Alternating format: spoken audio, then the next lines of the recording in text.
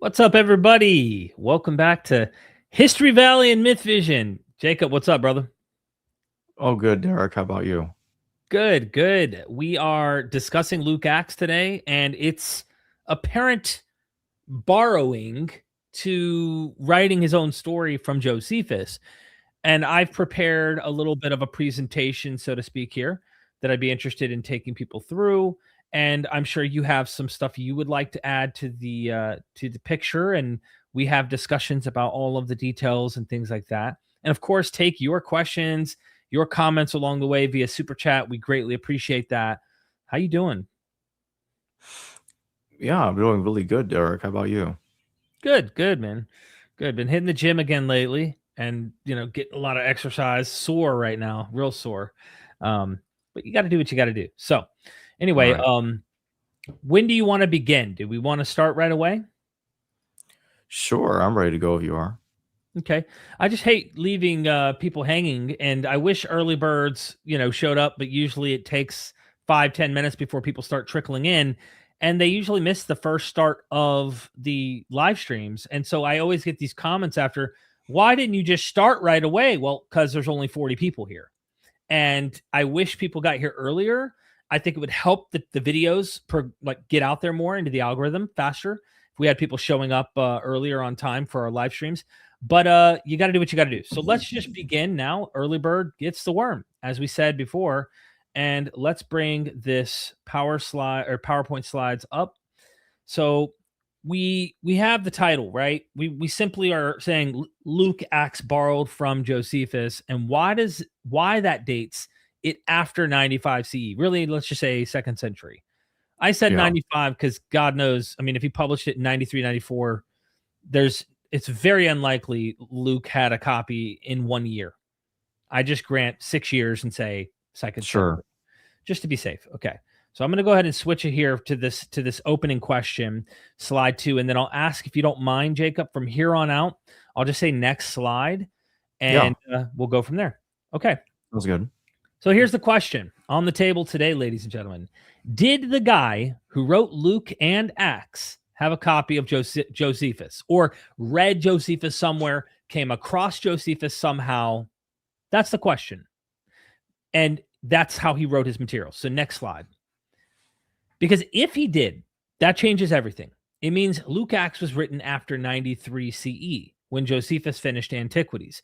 It means a whole pile of conservative arguments about Luke being an early eyewitness of Paul's missionary travels just collapses. And it means the historical reliability of Luke Acts looks a lot more like a literary construction than what the apologists have been selling you. I just had a debate on this exact question, and I'll tell you straight up, in a debate format, with a clock running under pressure, this case is hard to land because the evidence is cumulative. It's not one smoking gun, it's 7 of them. And you need a few minutes on each one to feel the weight. So today, no clock. We're going to take all the time we need. If you have super chats and questions, interrupt me, Jacob. I may not notice it, but if people have super chats, questions, whatever, I'm more than happy to pause, and that takes priority. Got So that's important, right? So that we can take the time. There's no clock. Take all the time we need. I'm going to walk through Steve Mason's case with the original quotes from Luke, the original quotes from Josephus, and you can decide for yourself whether this looks like a coincidence or whether Luke had Josephus in some form at some point in front of his eyes. And at the end, I'm going to show you why this also tells us when Luke Acts was written, because Luke gives us 2 more clues. He tells us about the destruction of Jerusalem in 70 CE. So even if you didn't buy the later date, which I think more and more people will start to see the strength of what Steve Mason's arguing, you still have to force this book to be post 70. I think that's a no-brainer. And that's why the consensus is somewhere in the 80s to 90s on average. exactly. So the details of the destruction in 70, and there's the details in Luke that Mark didn't have, right? And he hints at Paul's death. That's important, that Luke Acts hints at Paul's death without ever narrating it. Both of those make sense if you're writing in the late 90s or early 100s. They don't make sense if you're writing in the 60s, like the apologists want. So next slide, please. Before we look at any specific parallels, you have to understand the principle Mason builds his whole case on. Here's the rule: events do not describe themselves, they don't supply the words. Two independent writers describing the same event will use different vocabulary, different framings, different details. We can prove this works because Josephus himself, this is one of the most important points I think Steve Mason articulates. Josephus himself describes the same events very differently in war and in antiquities. Same author, same events, different words. Next slide. So here's the test. If text A and text B share a feature, you have three options typically. 1, A used B. 2, B used A. Or 3, both used a common source C. Now here's the part that nukes the common source defense. If A has feature X and X fits A's distinctive style, vocabulary, themes, narrative interest, but X shows up in B as a one-off mention with no follow-up and no thematic role, then A wrote it first and B borrowed it. The feature is at home in A. It's a tourist in B, meaning Luke Acts. Next slide, please. Mason puts it this way. If characteristic features of text A appear in text B where they are not characteristic, then B borrowed A, directly or indirectly in some way. That's the whole game. Now let's apply it to Luke and Josephus. Next slide. Open Luke chapter 2, verse 1. It's a Christmas story, everybody. Everybody should know this. Next slide. Luke 2, 1 through 2. In those days, a decree went out from Caesar Augustus that all the world should be registered. This was the first registration when Quirinius was governor of Syria. Three things to notice here. First, Augustus orders a registration of the whole world. Second, Quirinius is named as governor of Syria. And third, the Greek word for registration is apography. Hold that word in your mind, apography. Next slide. Now, open Josephus, Antiquities, Book 18. In the very first chapter, what do we find? Quirinius, a Roman senator who had passed through the various magistries to the consulship, and a man who was extremely distinguished in other respects, arrived in Syria, having been sent by Caesar to be assessor of the nation and to make a valuation of their property. That's Antiquities 18:1. Same governor, same census, same word in Greek, apography. Luke uses that word 4 times in his account. Josephus uses it as the technical term throughout Antiquities 18. Now here's where it gets interesting. Mason makes the point that the events of 6 CE could be told 1,000 different ways. Josephus himself tells them in 2 different ways. In War, Book 2, Josephus barely mentions any of this. He says Coponius came as procurator. Judas the Galilean got upset. End of story. He doesn't even mention Quirinius. It's only in Antiquities, written 15 years later, that Josephus develops the whole package.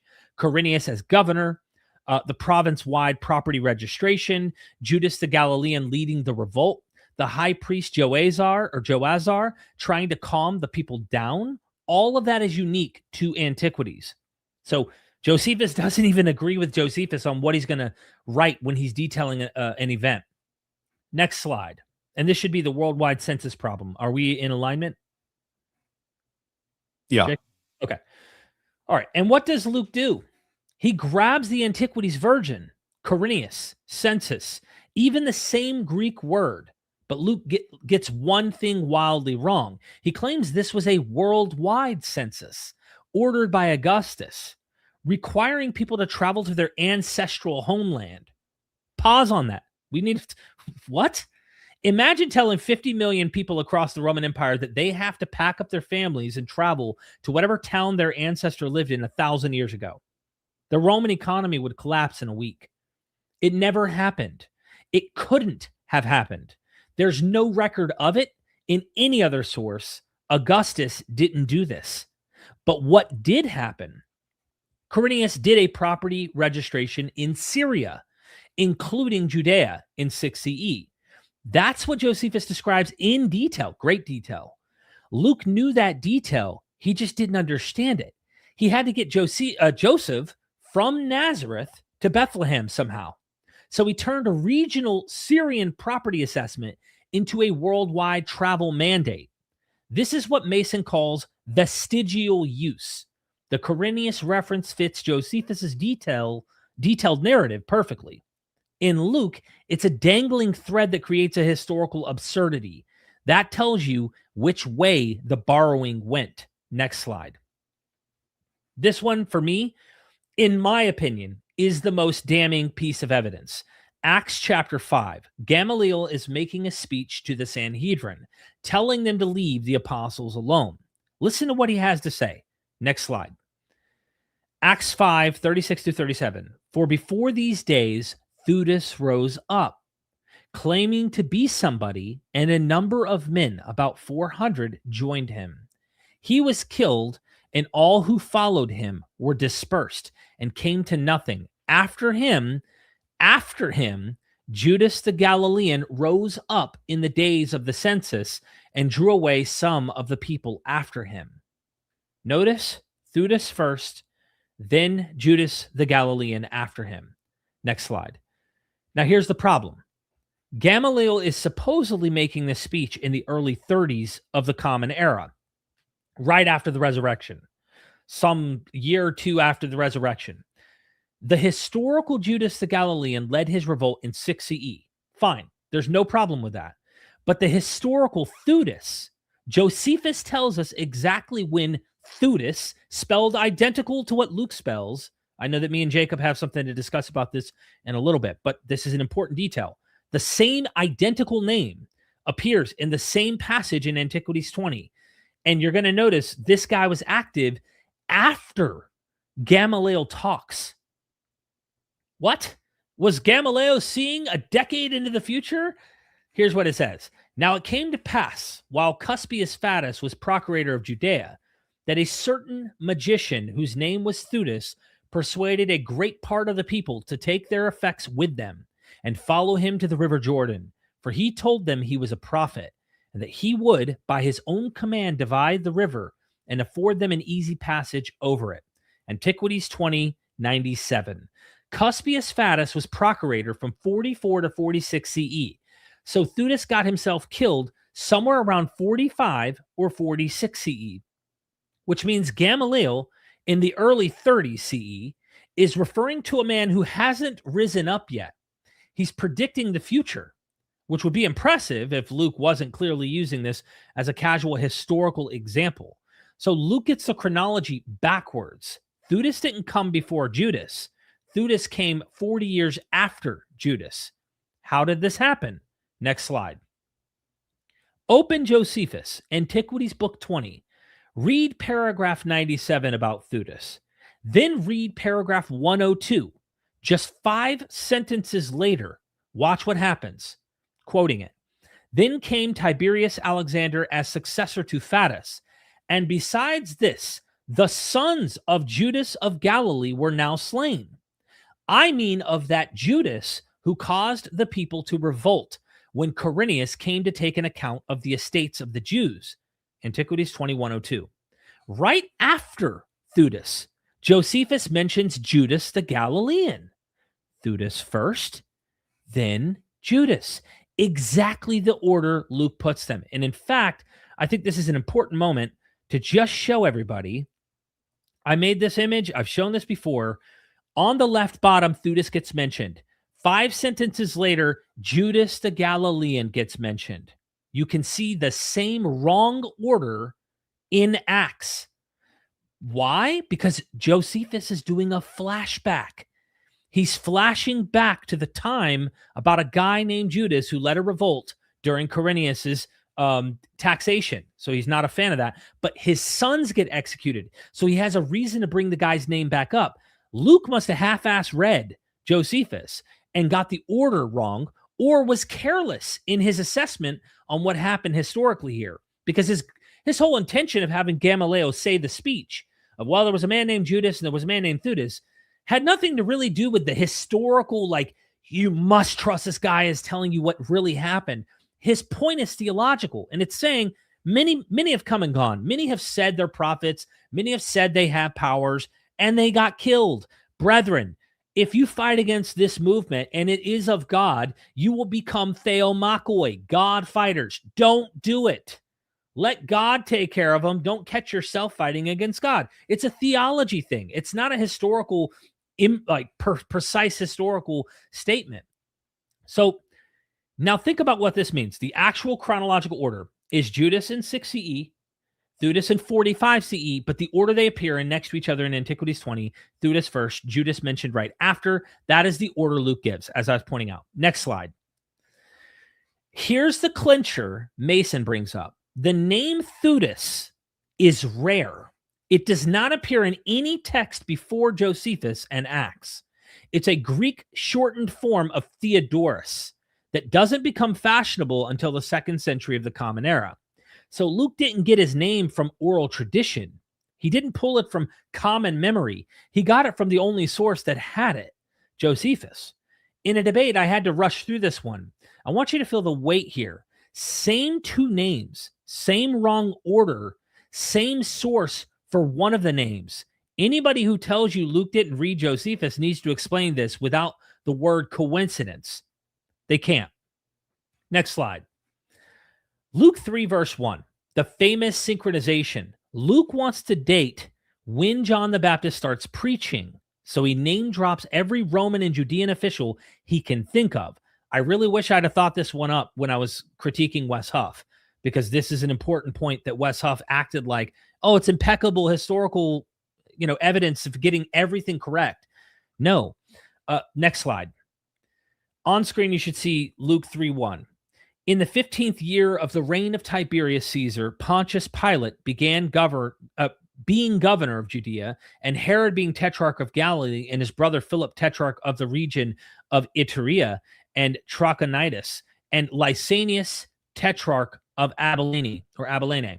Most of these names they make sense. Tiberius for the date, Pilate, Herod Antipas, Philip, the high priests. These are characters that show up in the story. But Lysanias, tetrarch of Abilene, is a small region. This area, Abilene, is a small region near Damascus, 60 miles north of the Sea of Galilee. Lysanias never appears again in Luke or Acts. Abilene never appears again. The reference does not work in the story. It's this character. I'm going to have to explain this. So next slide.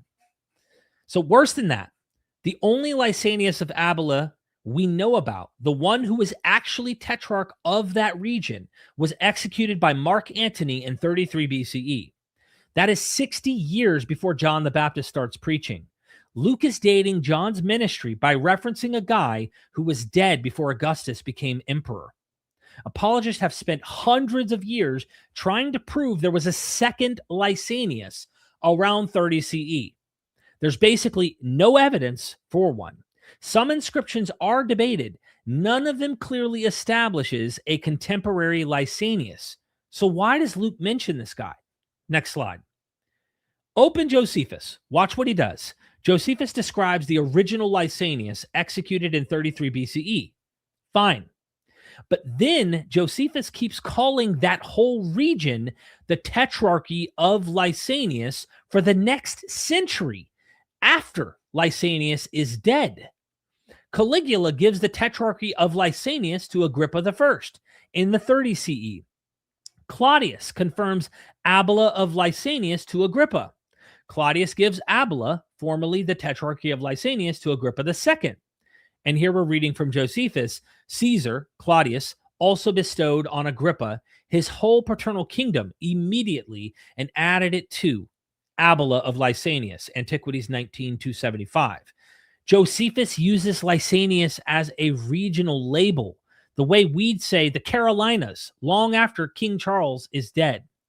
Lysanias was the first guy to put that little area on the map, and the name stuck. Mason's argument is that Luke read Josephus and misunderstood him. Luke saw the phrase Tetrarchy of Lysanias attached to events in the 30s and assumed there must have been a guy named Lysanias actually tetrarching at that time. There wasn't.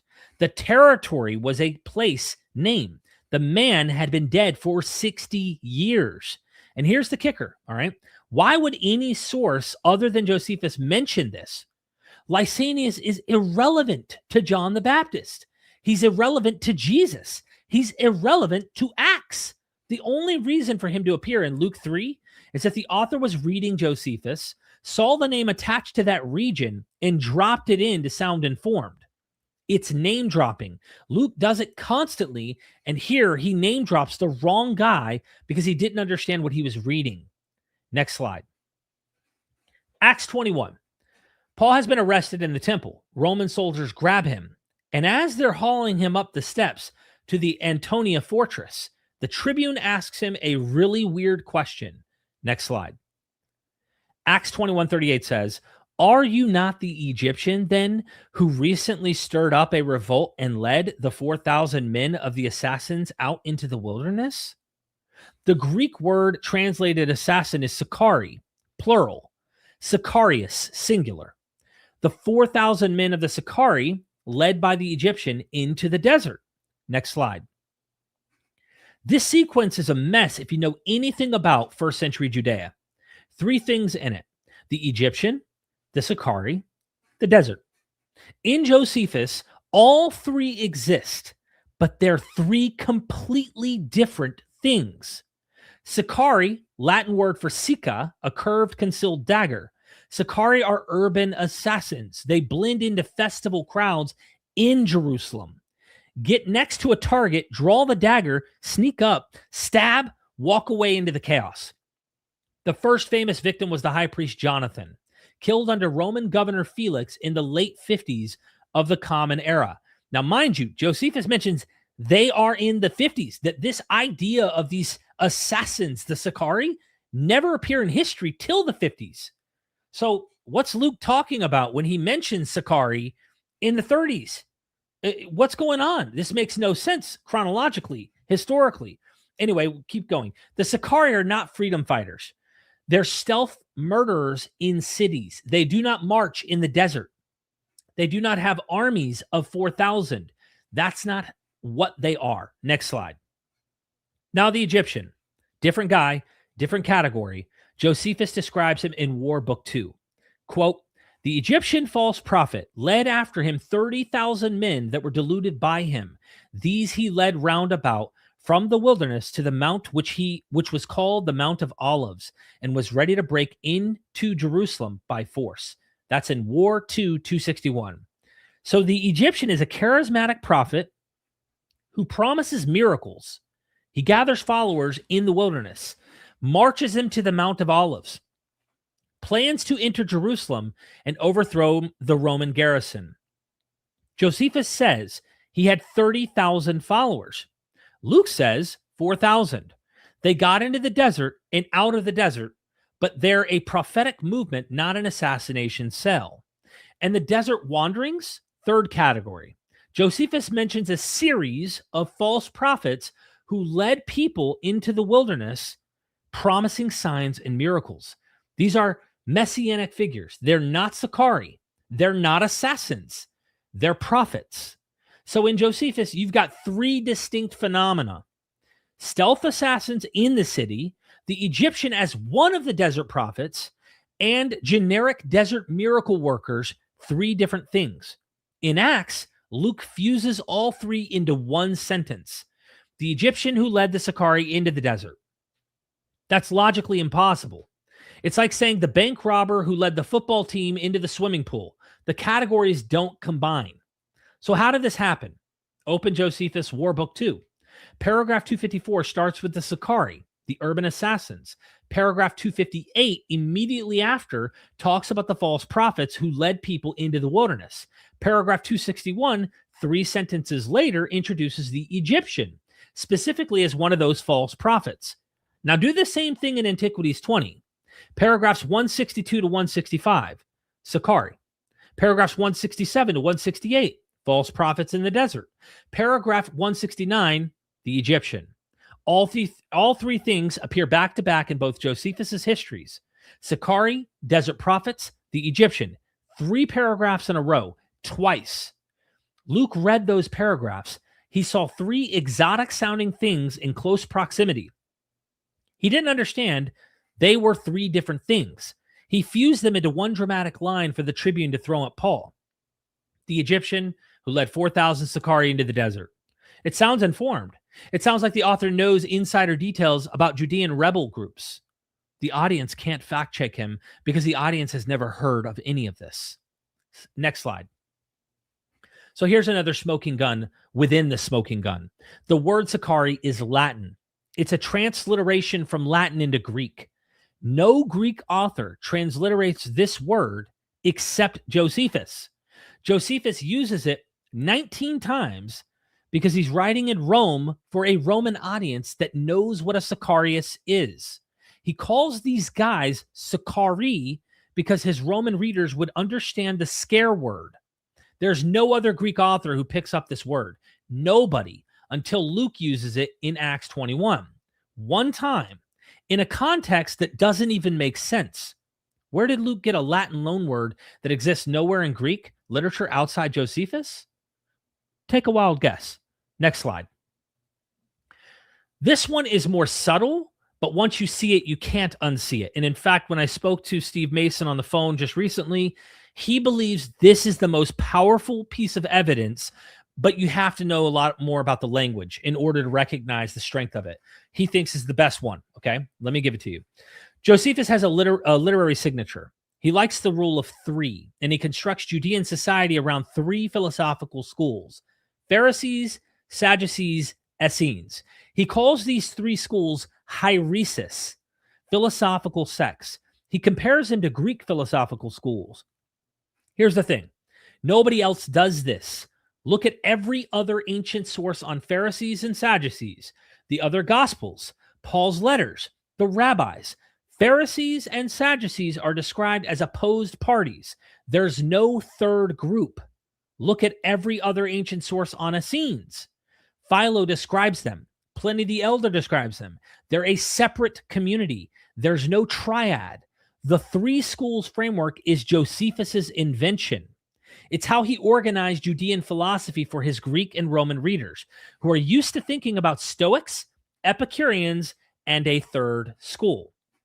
So when Acts uses this same framework that's Josephus's framework, specifically, Acts uses the word hieresis as a default category for Pharisees, Sadducees, and Christians. That's Josephine vocabulary.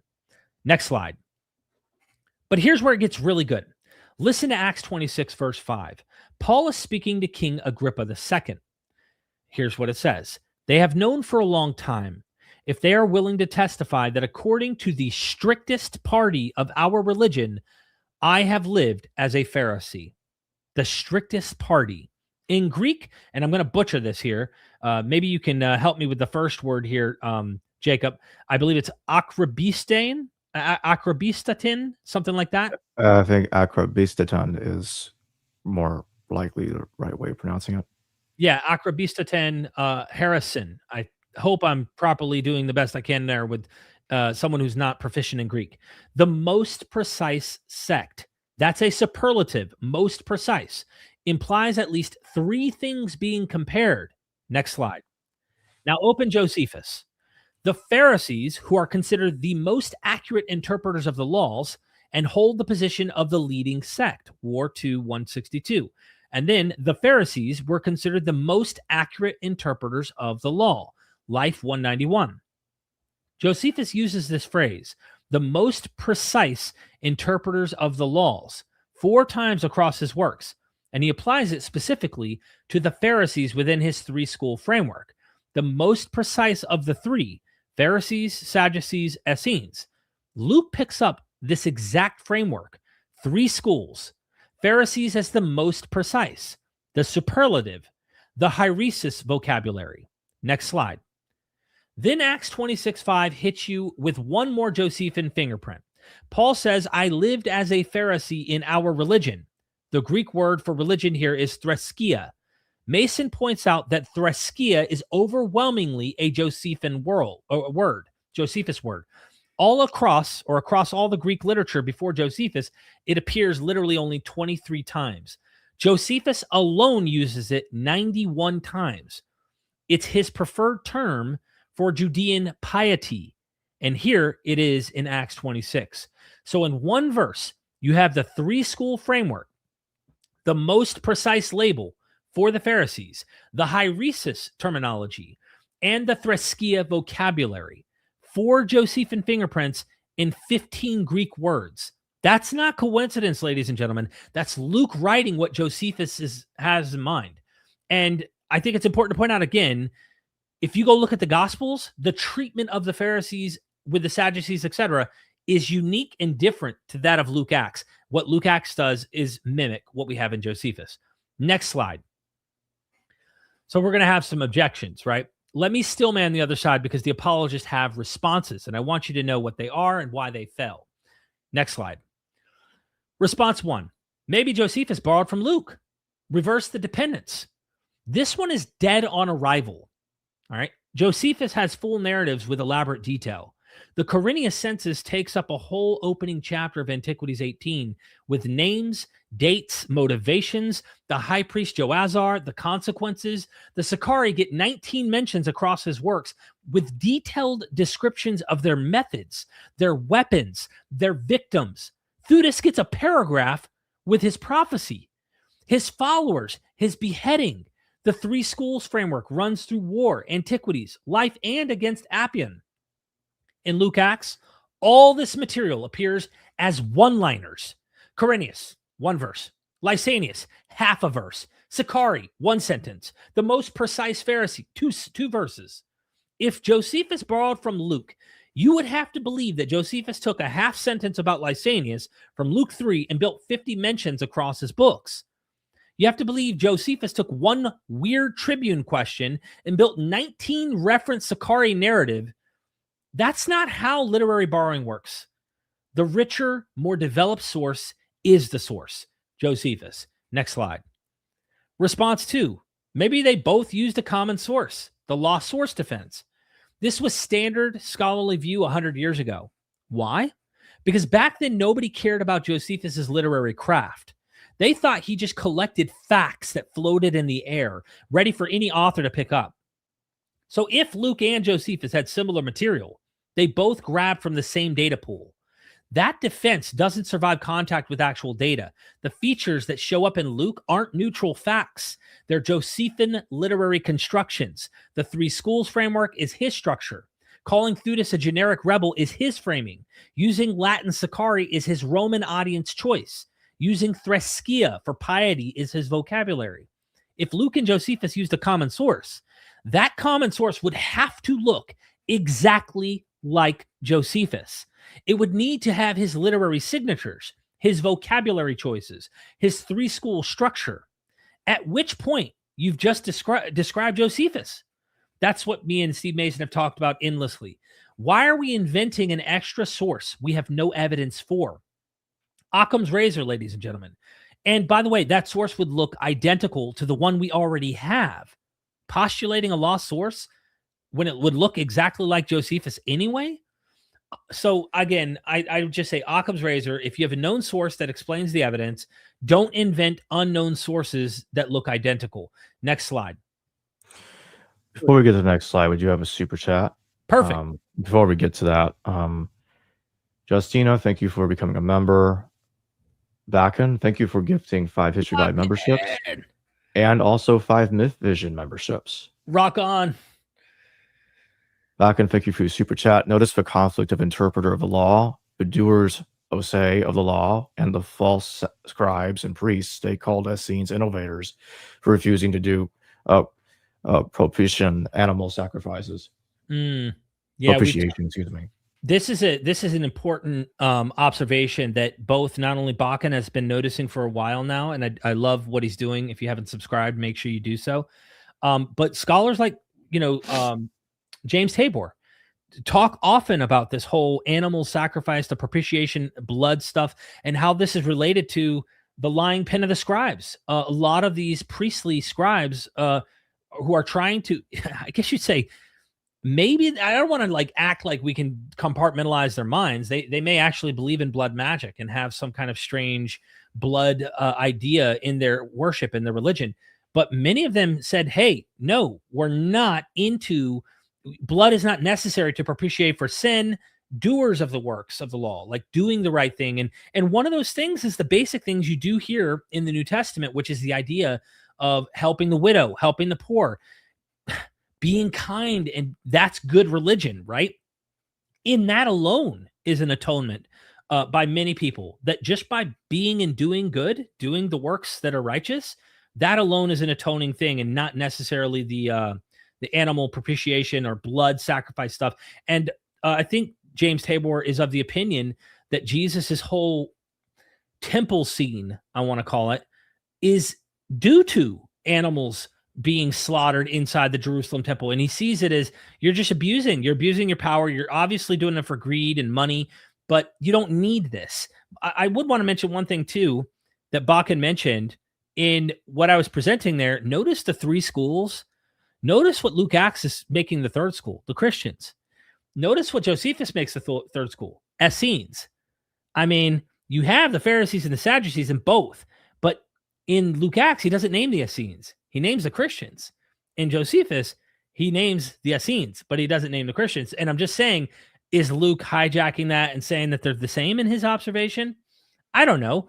I just figured I'd throw that out there because I know Bakken is very much in looking for the Essene stuff. Thank you for that super chat.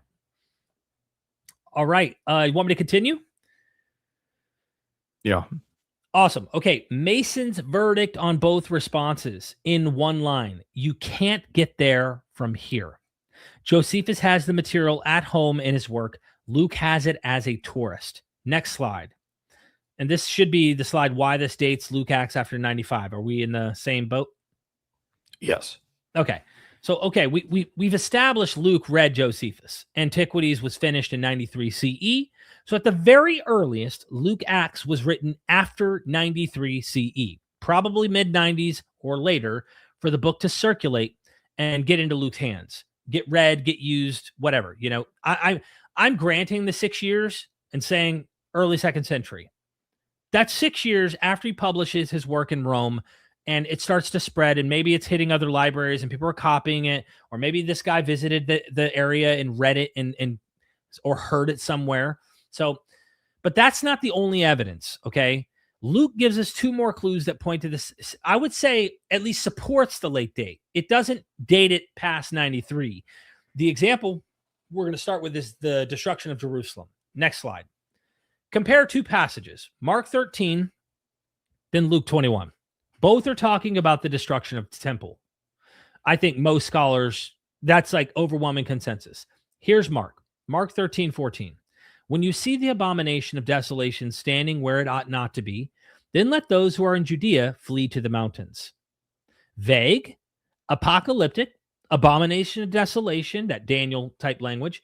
And there's not really any specifics, even though I think it's specific enough that you and I would probably agree. This is obviously talking about at least the Roman-Jewish War. Some even go further, and I'm waiting for their work to be published and just see how it works, Bar Kokhba. But either way, you're talking about a legit, serious situation here. All right. I think it's Bar Kokhba too, actually. Okay. I don't know. Huh? With Luke. With Luke. Gotcha. So either way you slice it, it's major warfare language. Okay. Now here's Luke. Same scene. Jesus on the Mount of Olives. It's the identical narration. Like it starts with he's taking and showing them the buildings in Jerusalem and to the fig tree being cursed. Okay. It's the identical episode, but Luke does something different from Mark. And he says in Luke 21:20-24, watch what happens with the language. But when you see Jerusalem surrounded by armies, then know that its desolation has come near. Then let those who are in Judea flee to the mountains, and let those who are inside the city depart, and let not those who are out in the country enter it. They will fall by the edge of the sword and be led captive among all nations. and Jerusalem will be trampled underfoot by the Gentiles until the time of the Gentiles are fulfilled. Notice what Luke added. Jerusalem surrounded by armies, people falling by the sword, captives led among the nations, Jerusalem trampled by Gentiles. That is exactly what happened in 70 CE. One can argue that's exactly what happened in Bar Kokhba. So Titus surrounded Jerusalem with the Roman legions. I'm going to stick with the 70 CE part here, just for the sake of this, the consensus.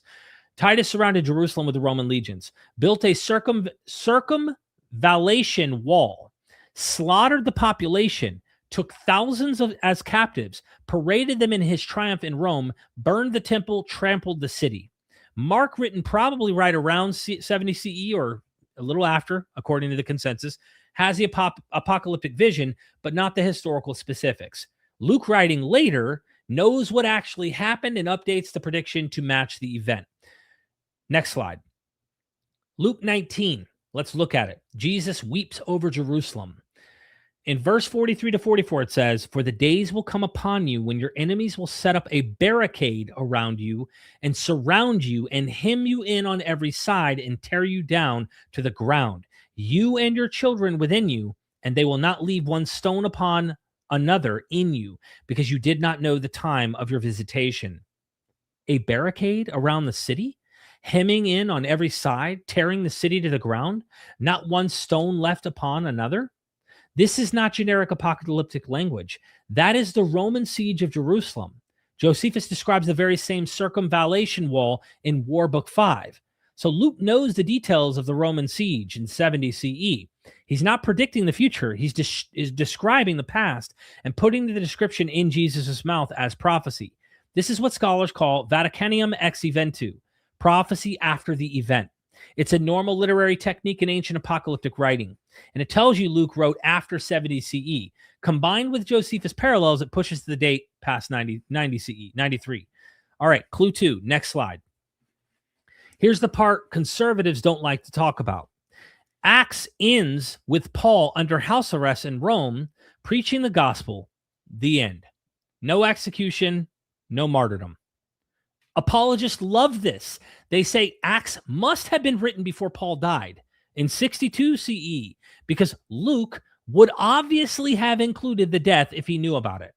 Therefore, Acts is early. Therefore, Luke is early. Therefore, reliable. Therefore, eyewitness. Sounds great until you actually read Acts. Acts chapter 20, Paul is saying goodbye to the Ephesian elders at Miletus. Listen to this carefully. Acts 20, verse 25 says, "And now behold, I know that none of you among whom I have gone about proclaiming the kingdom will see my face again." Acts 20, verse 38, "Being sorrowful most of all because of the world he had spoken, that they would not see his face again." Paul is telling them he is going to die. They know it. They're weeping over it. Acts 21, the prophet Agabus shows up. And it says this in verse 11, "Taking Paul's belt, he bound his own feet and hands and said, 'Thus says the Holy Spirit, this is how the Jews at Jerusalem will bind the man who owns this belt and deliver him to the hands of the Gentiles.'" Paul is bound and handed over to Gentiles, just like Jesus. And then verse 13, "Then Paul answered, 'What are you doing, weeping and breaking my heart? For I am ready not only to be imprisoned, but even to die in Jerusalem for the name of the Lord Jesus.'" Ready to die? The whole second half of Acts is shadowed by Paul's coming death. The author writes scene after scene where Paul says goodbye, predicts his end, accepts his fate. So when the book ends with Paul in Rome and no execution scene, that's not because the author didn't know. The author knew. The author keeps telling you in coded language that Paul is going to die. Next slide. So why doesn't he narrate the death? Before we get to that, sure. Super chat. Let's hit it. Steve M., thank you for your super chat. Conspiracy theory. Josephus did a Stephen King and wrote Luke Acts under a pseudonym. Keep up the great work, guys. Steve, thanks for the super chat. Love it. Love it. Oh, goodness. That's funny. I don't know why my mind's wanting to think of the funny People's Front of Judea, the Judeans People Front from from Life of Brian. I don't know why my brain went there. So why doesn't he narrate the death, right? Why doesn't Luke Acts just write it and say, all right, this is what happened? 3 reasons. First, the audience already knew. Paul's martyrdom was famous. By the time Luke is writing in the 90s or early 100s, Paul has been dead for 30 years.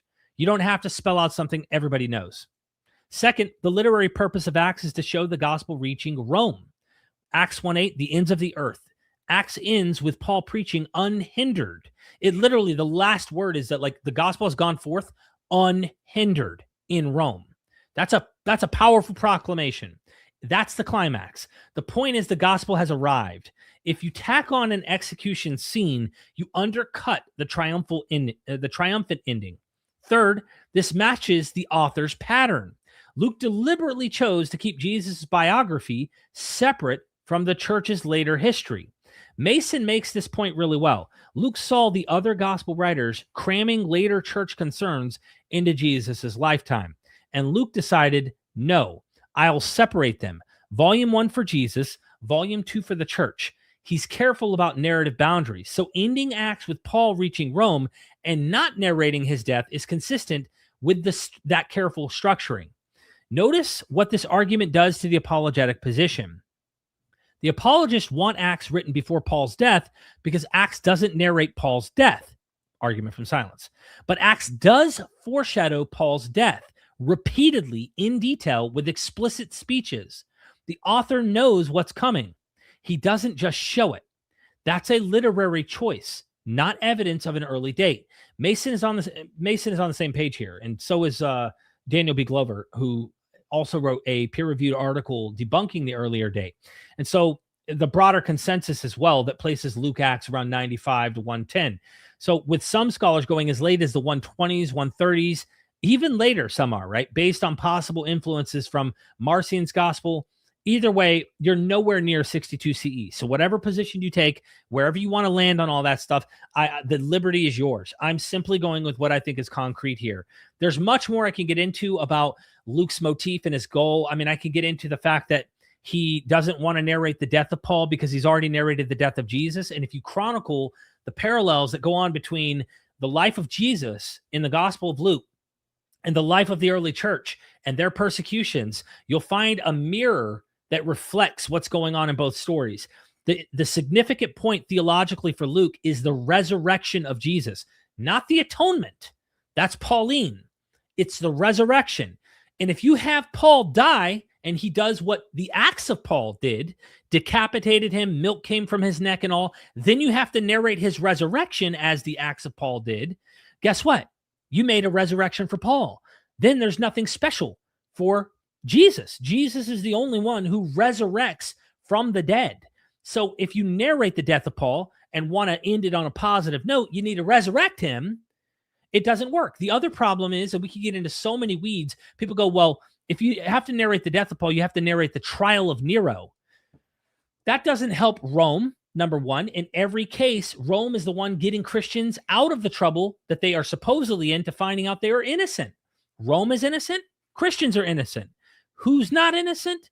The Jewish, I guess you say the educated Jewish elites, the Jewish priests, the Pharisees, etc. They are often seen as guilty in these narratives. So you would see the Jews constantly trying to rile up the crowds, constantly trying to get Christians imprisoned and killed. And it's the Romans that are innocent. What does it look like if you have your end of your story? Oh, and by the way, the chief Roman, the emperor himself, killed Paul. That doesn't help your cause. On top of that, you do have narrations where Jews are martyring people. We can get into the weeds about why there's no narration of the death of James, but the latter half of Acts is all about Paul's journey. So he's not escaping and taking a different view and pulling off from Paul to go show you what's going on with Peter over here. He doesn't need to narrate Peter because the latter half of Acts is about Paul. There's so many details we can get into about why it doesn't work for the early date and why they would not have narrated this material that makes perfect sense within the narration of Luke Acts. All right. So next slide, we should be at, let me pull this all together for you. Are we there? Yeah. Okay. So let me pull it together, right? Next slide. We have the slide after that one. So you're let me see where you're at. The cases. Yep, keep it there. There we go. So the case in one slide. We have 7 specific cases where Luke-Acts mentions something that fits Josephus's narrative, his literary fingerprint, and shows up nowhere else in surviving ancient literature. The Quirinius census with the right Greek word and wrong scope. Theudas and Judas in the wrong order, in the same wrong order. Powerful point. The same wrong order they appear in Antiquities 20. Lysanias of Abilene as a contemporary tetrarch when he'd been dead for 60 years. Sicarii fused with the Egyptian, fused with the desert, with the desert in a sentence that makes no sense. The 3 schools framework with Pharisees as the most precise, using Josephus' own vocabulary, including threskia. And add to that the literary updating of Mark's apocalyptic language to match the actual events of 70 CE siege of Jerusalem. Add to that the foreshadowing of Paul's death without narrating it. Paul literally explicitly says, you're not going to see my face anymore. And I think that's important, which only makes sense if you're writing decades after the fact for an audience that already knows about the outcome. And the analogy I made in my debate before I continue is if we were reading a story about Abraham Lincoln and he's outside the Ford Theater before they actually are doing the presentation, and he pulls in his friends and he says, listen, guys, if we're reading a story about Abraham Lincoln today, and it said, he said to his friends, this is the last time you're ever going to see my face, we would all know. I don't think any modern reader would ever go, nope, that's not him hinting at he's going to get shot and assassinated in Ford's theater. Like, if someone wrote a story hinting at you're never going to see me again right outside of the event he's about to enter into, and mind you, Paul goes to Jerusalem 5 times in the book of Acts. Why is he now all of a sudden making the statement that you're never going to see me again as the last visit? It's obvious. He knows, just like Abraham Lincoln saying something like that, you would know if you were reading that story. All of this points in the same direction. Luke-Acts was written after 93 CE. The author had Josephus available. He used it as a research source to pad his historical credibility.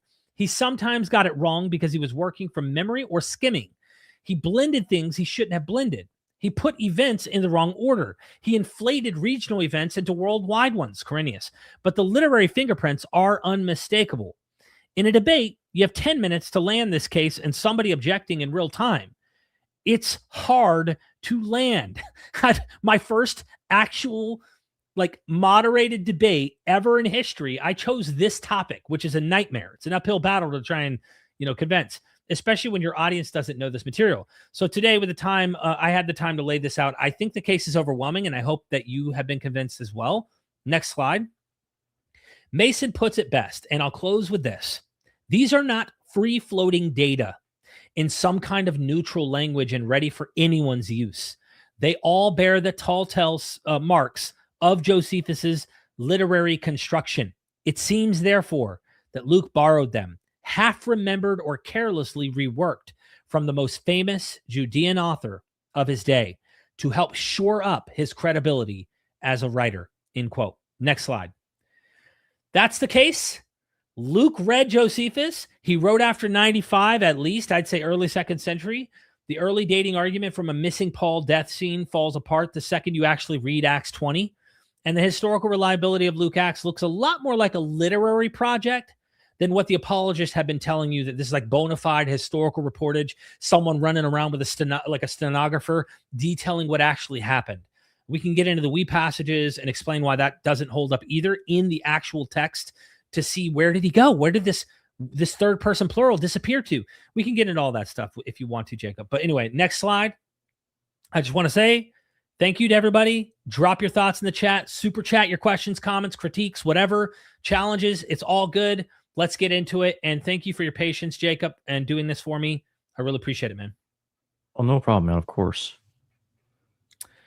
Someone said the debate was taken down? No, I wrote it in there, but it wasn't taken down. Yeah, no, it's on the channel. It's a live stream though, so it was all live. You know what I mean? And right. Anyway, yeah, what would you like to add, man? Sorry for the long presentation. Oh no, it's fine. Yeah, I pretty much agree with what Steve Mason has said. I think what he said about Theudas and Judas of Galilee actually makes sense. and I don't dispute it. I think in some sense I've been misunderstood. Maybe it could be partially my fault with the way I phrased it. But I think let me show this. I'm gonna pull this. I'm gonna pull up these slides on the screen here. Gotcha. Give me a second. I want to show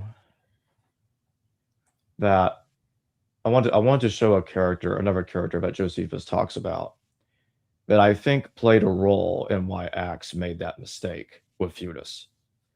Because I'm not disputing necessarily that Theudas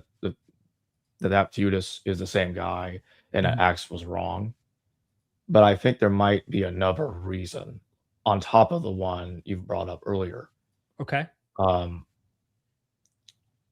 this is in Antiquities 18:4-2. Looks like StreamYard's got some of that text kind of bleeding off the screen in the bottom there. But anyway, it's all good. We see most of it, so it should be fine. Theudion. Now, granted, I know that the spelling's not exactly the same. I'm not even really saying that this is the same guy in Acts necessarily. Now, you mentioned earlier that his phone. Yeah, sometimes if you say a word that sounds like Siri, you're talking to it. Exactly. I turn it off, so that shouldn't happen again for the duration of the stream. But anyway, Theudion had a plot in motion to assassinate Herod the Great, and I think this happened around 4 BC. Now, you mentioned earlier that Josephus was having a flashback about Theudas, and he mentions Theudas first. Then he brings up Judas the Galilean, even though it's really the other way around chronologically. He flashes back to Judas, yeah. Right. Acts misinterprets Josephus because Josephus wrote in that way. And I think that a second reason why Luke misinterpreted Josephus is I think he probably got confused and thought this guy might have been the guy that Josephus was flashbacking to without fully realizing, no, that's not him. And Theudas actually did die after Judas the Galilean did. So I think this could be a second reason that's playing through Luke's mind when he's talking about this. So my only pushback is this is Antiquities 18:4-2, right? 4:2. My only pushback is to say this that I'm showing on the screen right now is all in one block. And it explains why Acts gets Theudas first, then Judas the Galilean second, and it's the identical Greek word, same Greek name, Theudas, that we find in Acts. So I guess you could say that yours is a backup model to explain, but I would put this as the chief primary evidence to support what I'm trying to suggest, because you can literally read within 5 sentences and explain the chronological mistake that Acts makes in the exact same place. And this is in Antiquities 20, book 20, chapter 5. So that's my only point, is that I think this is a very strong chronological mistake that you can see why he made it all in 5 sentences and not have to go back 2 books in order to explain why he would have thought back here. And you can read it in the context where it literally says, like, he mentions it as though it sounds like Judas is after Theudas and that Theudas comes before him. But if you're careful reading it, you'll notice he's kind of doing a flashback to that guy who showed up around 6 CE under Quirinius and the tax revolt and all that. So to me, that's a stronger piece of evidence, and you can make a really good case for it there. But I don't rule out the possibility. The only other issue I'd say is the name is identical in that passage I'm showing, whereas you have a name that is a little different spelling in 18. No, I don't disagree. That's why I said it was I was trying to imply it was secondary evidence. Yeah, it's like a backup. There's a plausible, you can plausibly explain that. Now, here's the other thing. There's a couple of scholars, both of them are Christians. Well, Oscar Coleman, he argued that in First Clement, and then the other one I'm talking about is David Eastman, and David Eastman is still present. Oscar Coleman, He lived in the previous century. But Oscar Coleman argued that Clement is insinuating that other believers had Paul killed, not Romans. And David Eastman agreed. He agrees with Oscar Coleman. Well, I cite both of them in my upcoming paper for Bob's Journal. If I may, just to ask you something to clarify here, because yes, when I read Acts, he's going to Jerusalem, right? In Acts. Yeah, you know where I'm going with this. He's going to Christians. Yeah, right? So here's what I think. I don't think Luke just had Josephus in front of him, both wars and antiquities. I think he had Clement, first Clement, in front of him. And so Luke is working with all of those texts, but he's got a problem. He doesn't have the Acts of Paul and Thecla, the Acts of Paul. That hasn't been fabricated yet by Lucius Quirinius. We're still many decades away from that text being composed. So he doesn't know about the idea, the story, the fictive story of Emperor Nero ordering Paul's death. Instead, the only martyrdom story he's got to work with is from First Clement, which he doesn't like. Like, no, I'd rather him get killed by Romans, like, you know, James, the son of Zebedee, got killed by Herod Agrippa, who is basically a puppet of the Roman state. So I want martyrdoms like that. I don't want, you know, other believers to kill Paul. We can't have that.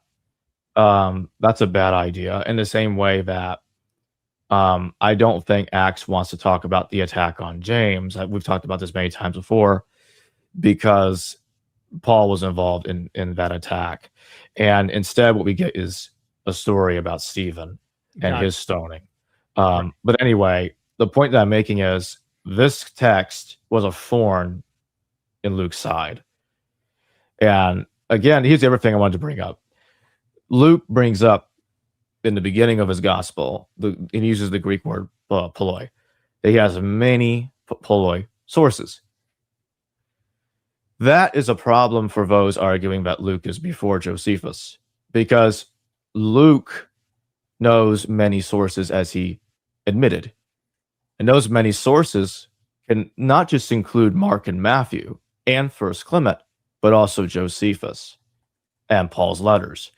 And so Luke having many sources, him admitting this, makes sense because he knew Josephus. He's kind of giving it away there when he says that. Luke, the man who's using many sources, by his own admission, written admission, being somehow the source for Josephus is ridiculous. That doesn't make any sense at all. Now, you know how I am with hypothetical documents. I love the way you put it earlier, because it's true. Often people will, both scholars, laymen, whoever they may be, there's a tendency to invent hypothetical documents to avoid the elephant in the room.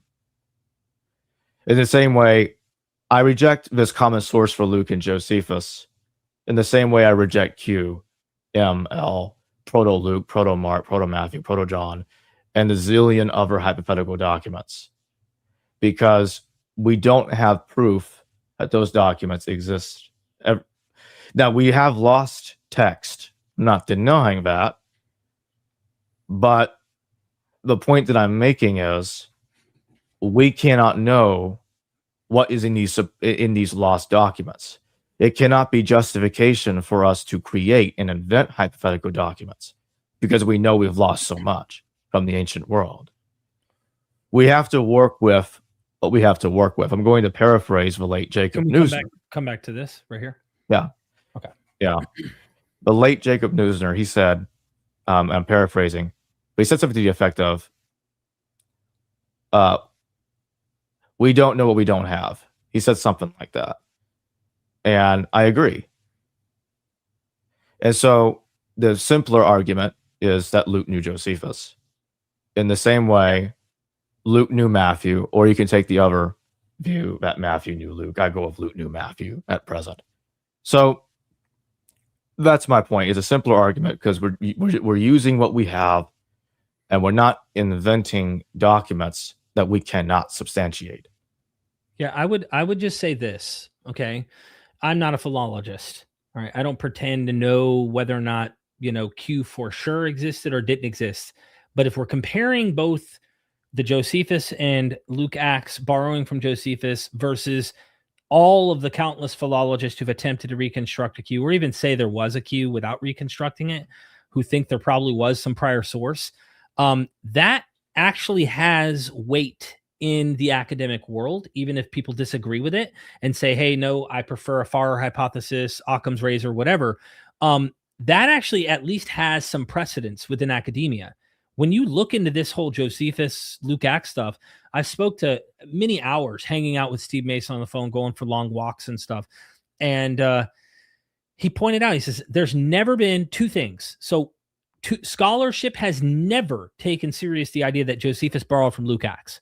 It's never been posited. It's never been proposed. It's never been taken serious. No real scholar ever thinks that's even likely based on the criteria. You just look at the data. No one thinks the reversal would happen. The consensus was common source, but that's a get out of jail free card. And why? Listen, this is what's wild, Jacob. You would agree with me on this. The consensus is common source, a source they've never attempted to reconstruct. No one has even tried to do it. Whereas there has been attempts to try and reconstruct some hypothetical Q source from philologists and whatnot. So I don't think it's the identical, like you can disagree with Q, but you can at least go, there are real scholars doing the best they can, trying to see source material in both Luke and Matthew and thinking there might be something earlier. You can reject it. You can say, I'm not convinced. If there was one, we don't know for sure what it looked like. All of that makes sense. But it at least is a serious scholarly category versus no one has tried reconstructing a common source with Josephus and Luke Acts. And the reason why, and Steve Mason has made the point, is because it looks like Josephus. So why not just take Josephus? And what I did in my presentation was show you over and over that Josephus doesn't even do what Josephus did. So when you read Wars, which was written 15 years prior to Antiquities, Josephus doesn't even follow his own path of how to describe the same events. Why would Luke just so happen to hug Josephus's same wording, same grammar, same context? I mean, if Josephus isn't even doing that with his own writing, it's silly. So I agree with you. I would just say I take more seriously scholars who do consider Q than I do anyone trying to just posit a common source between Luke Acts, because no one's ever attempted to even make that make sense. I kind of get what you're saying. And I'm not saying that I don't take the reconstruction seriously, but again, that what you just said there, that it looks like Josephus, well, that same logic can be applied to the Matthew-Luke situation. Right. Matthew's double tradition looks like Luke's double tradition and vice versa. Right. And so again, so yes, even though there has not been an attempt to reconstruct Josephus as a so-called common source of Luke, and I think the reason there is pretty obvious, because you can't compare Luke Acts to Josephus like you can Matthew of Luke.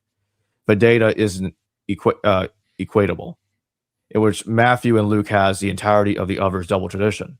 Luke Acts does not have the entirety of Josephus's material, right, with alternating primitivity. Exactly. So it is a different ball game, granted. Yeah. I think it's such a strong case. I honestly think that the shortcoming of this argument is that most of these scholars have not read the argument and actually sat with it and thought through it. And I've had conversations with Daniel B. Glover, Steve Mason, endless scholars who are persuaded by it. And they all say the same thing. Even Goodacre, when I interviewed him the other day, weeks ago. You remember when I did my interview with him? I think I do, yes. We talked about this, and he said, we sat in the room, we were at the college, and me and another professor and students, and said, okay, we're not leaving this room till we've read and understood what he's trying to argue. He said after 3.5 hours of looking into it, reading it, studying it, talking it over, and reasoning with it, him and the other professor and many of the students, I don't know if he took a poll of all the students or not, walked out of that room and said, Steve Mason's right. It's so convincing. So I just think it's just not known enough. And I did a Twitter post recently that said, people just don't read their Josephus. They're like, we've been reading, Christians got really upset. And they were like, we've been reading Josephus for, forever now, And I'm like, that's not my point. Like the scholarship, as Steve Mason points out, even the PhDs on Josephus in the early 20th century, mid 20th century, they read Josephus like, all right, Jacob, we're opening our encyclopedia today and we're going to pull out facts. Just someone who wrote this book just wrote down factual material. We're just going to, oh, yep, that's a fact that Josephus wrote up. Fact. No, Josephus wrote a narrative, a historical narrative. And once they found a way to make a concordance, they had to meticulously break down Josephus's language the same way we have biblical concordances. Once they broke down the concordance, then you could see what was exclusively Josephine language and style. Then Steve Mason said it all became so obvious. So I think we got a few decades before scholars really start wrapping their heads around this. We got a couple of super chats. Victor, thank you for your super chat. Josephus Antiquities 20 has James passage. Luke would be interested. The only, and I've thought through this because in my debate, this was brought up when I brought up that Luke Acts narrates deaths by only Jewish elites. He never mentions deaths by Romans. Romans aren't killing Christians. It's only Jewish, people of power in the Jewish communities. So why wouldn't he then stick to that protocol, Derek, that you just laid out, and then narrate a death of James, who, according to Josephus, is killed by the priestly group that find him guilty of blasphemy or something, lawlessness, or some kind of breaking of the law, whatever, and they end up killing him. So why wouldn't he, if he knew that event, narrate it? Again, once you get about to the latter half of Acts, we also have Peter. Peter's killed. We would think then, wouldn't he be interested in knowing about Peter's death? Doesn't mention Peter's death. Doesn't mention James' death. Why? The latter half of Acts is concerned with Paul and getting to Rome.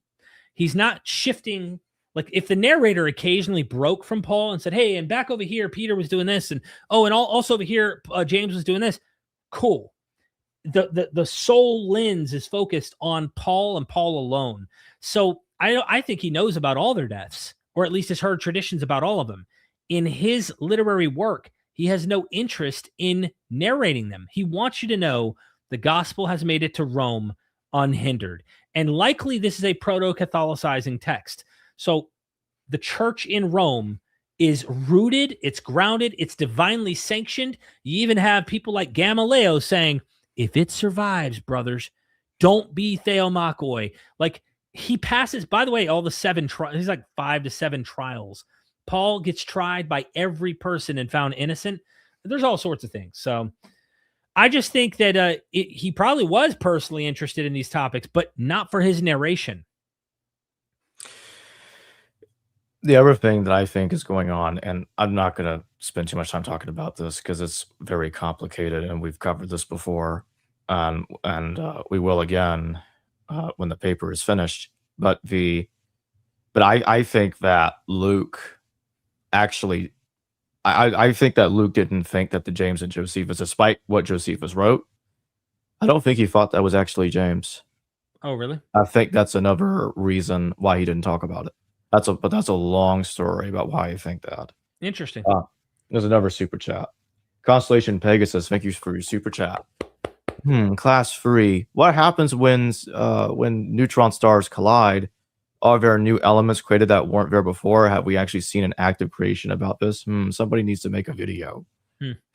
Yeah, so I wrote yesterday, I did a video. I don't know if you're watching my channel Constellation. I did a video with Aaron Adair talking about his Moses material, but I asked him about the stars thing. I actually brought you up and brought this up and said, hey, would you be interested in talking about some of the recent discoveries about the age of our universe and what we're seeing in the cosmic background radiation of the universe and all that kind of stuff? And he said he's not a cosmologist, but he can read up on the paper and talk to some who know the cutting edge stuff and then be able to come on and present it. So I don't know any of this. I'm not a scientist, but he is, and he does plan on joining me for an episode to discuss that. Thank you for the super chat.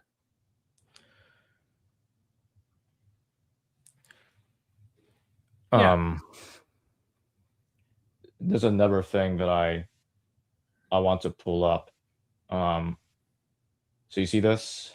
So I've talked about this before, and you have a character called Solos, mentioned by Josephus. It's spelled Saul in the translation, but it's Solos.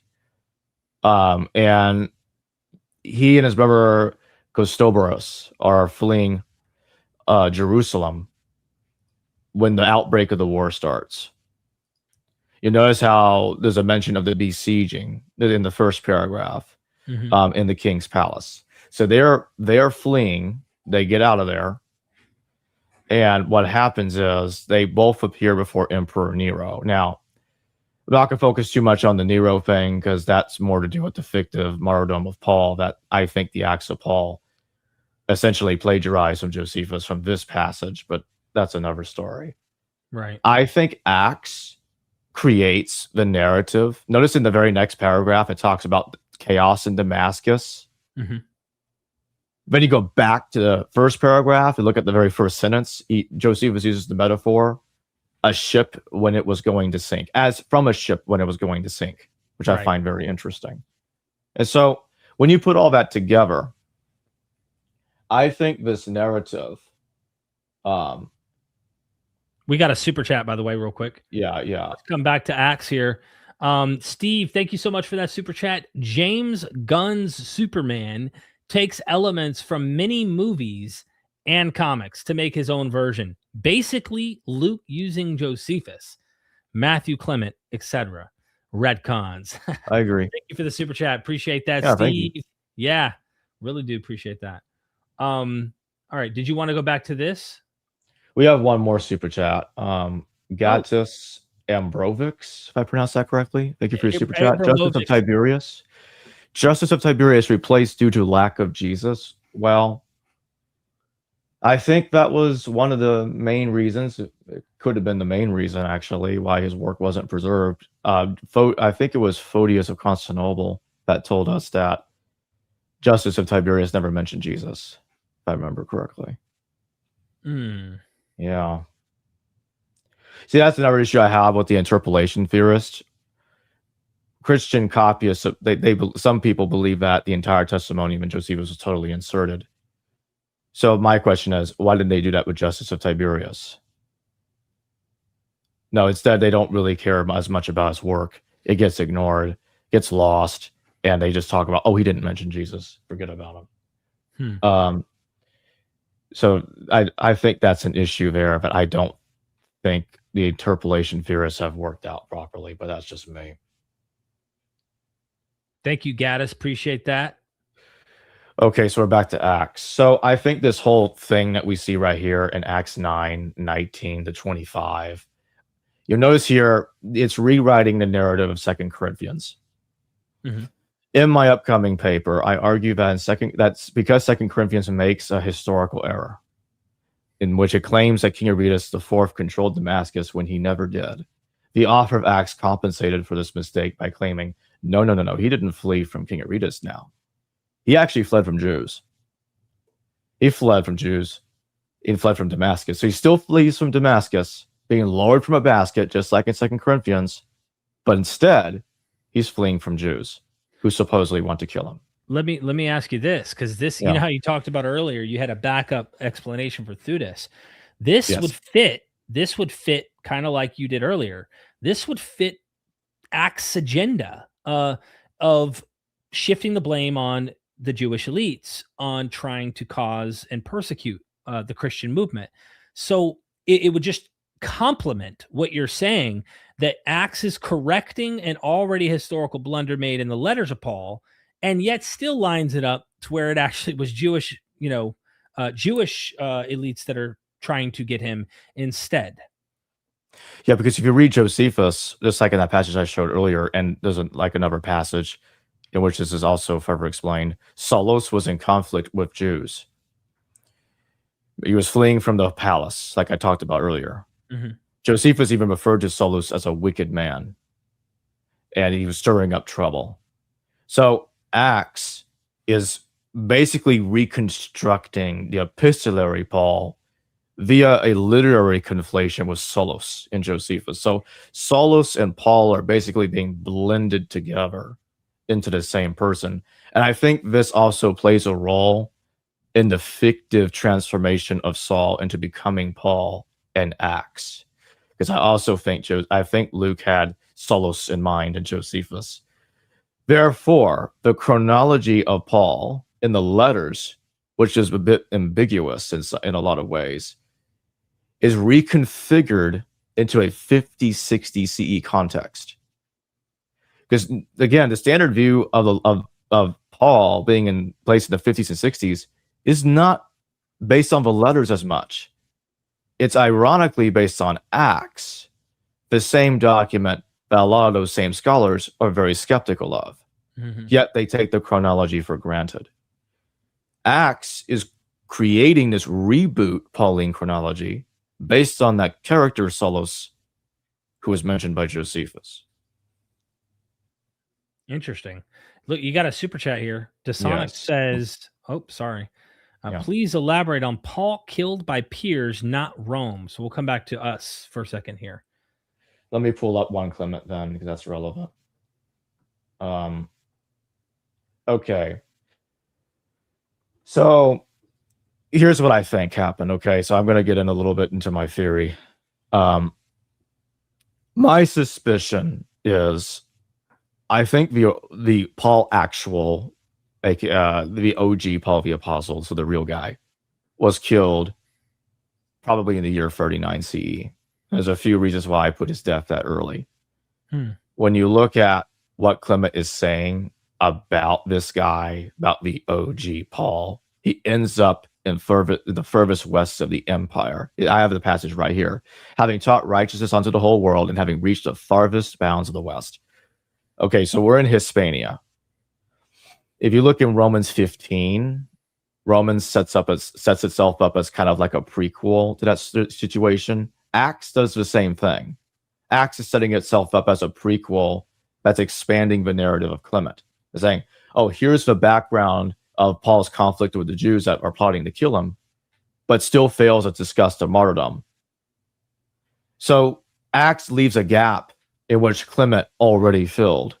Romans tells you a story about Paul planning to go to Hispania. It doesn't tell you he made it there because Clement already tells you the other part. Does that make sense? Mm-hmm. So while, for instance, Acts doesn't want to admit that Paul was killed by envious men, he also, in a sense, is trying to justify what he's doing in a literary sense by saying, oh, well, we're just complimenting each other. So I talk about details that Clement doesn't talk about. Clement talks about details I don't talk about. That's how people look at it. They won't see the larger agenda here. So to support what you just said, too, yeah. I mean, I know that it might be difficult for a lot of people to wrap their minds around the whole issue, but the fact that you and I both know that Acts is papering over real beefs and making an act there isn't any is enough for us to have the red flags up in our minds and saying, hey, something's going on here, and maybe there is more to this. I mean, take the basic stuff that we've heard a million times from Bart Ehrman, where, Peter is the Gentile. He goes to the Gentiles first, but that's Paul's mission. And like how they make them sing Kumbaya in Acts, whereas in the letters of Paul, they're not. It's very problematic tensions that are going on between the super apostles, the Jerusalem church, and Paul. And I think that what Jacob's pointing out is you have to have suspicion of the narration and why he wouldn't have narrated these things. It may tie into this tradition you're talking about. That's what you're trying to say. Yeah, and here's the other thing that I think really gives it away, because I think it's in Acts 15. You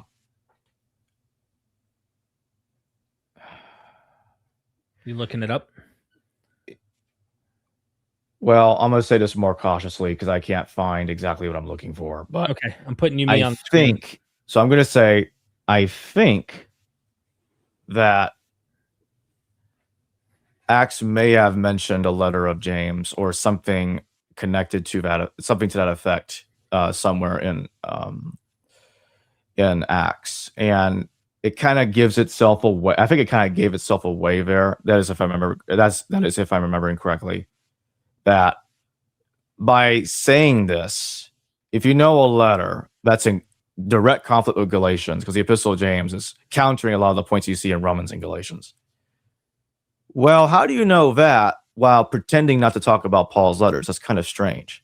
Mm-hmm. Unless you do know the letters, but you're not talking about them because you're kind of rebooting Paul's letters, and you know you're contradicting them so much that using them would be detrimental. You stole the words out of Daniel B. Glover's mouth. I mean, that's his point. He in his critique of the early date, he says, notice that this traveling companion, I put in scare quotes that, a lot of apologists like to make, doesn't mention Paul writing letters at all. He doesn't like to mention Paul as a letter writer. And he knows a lot of things, yet contradicts those actual letters we read.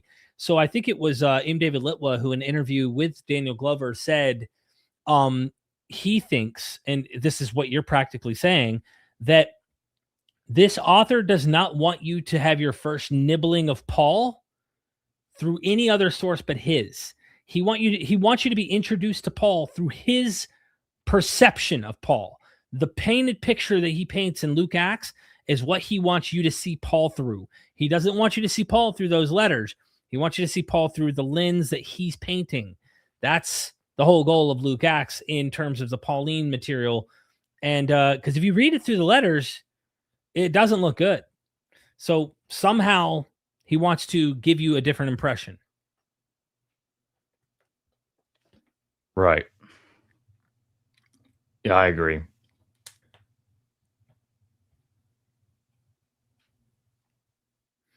What do you look for? Yeah, I'm just trying to find that mention. I'm pretty sure it's in Acts 15, but got another super chat while you're looking there.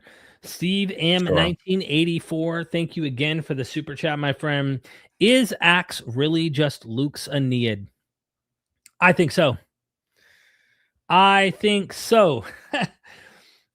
it is clearly giving you a early church epic, so to speak, historical fiction of the church's origins, the same way the epic or the Aeneid for Virgil is supposed to be a historical mythic origin of Rome and the emperor, of course, specifically Augustus. So I do think that's what's going on to some degree. It is no doubt Luke Acts is definitely doing a ton of imitation, and McDonald's book, I got it back here somewhere. Hold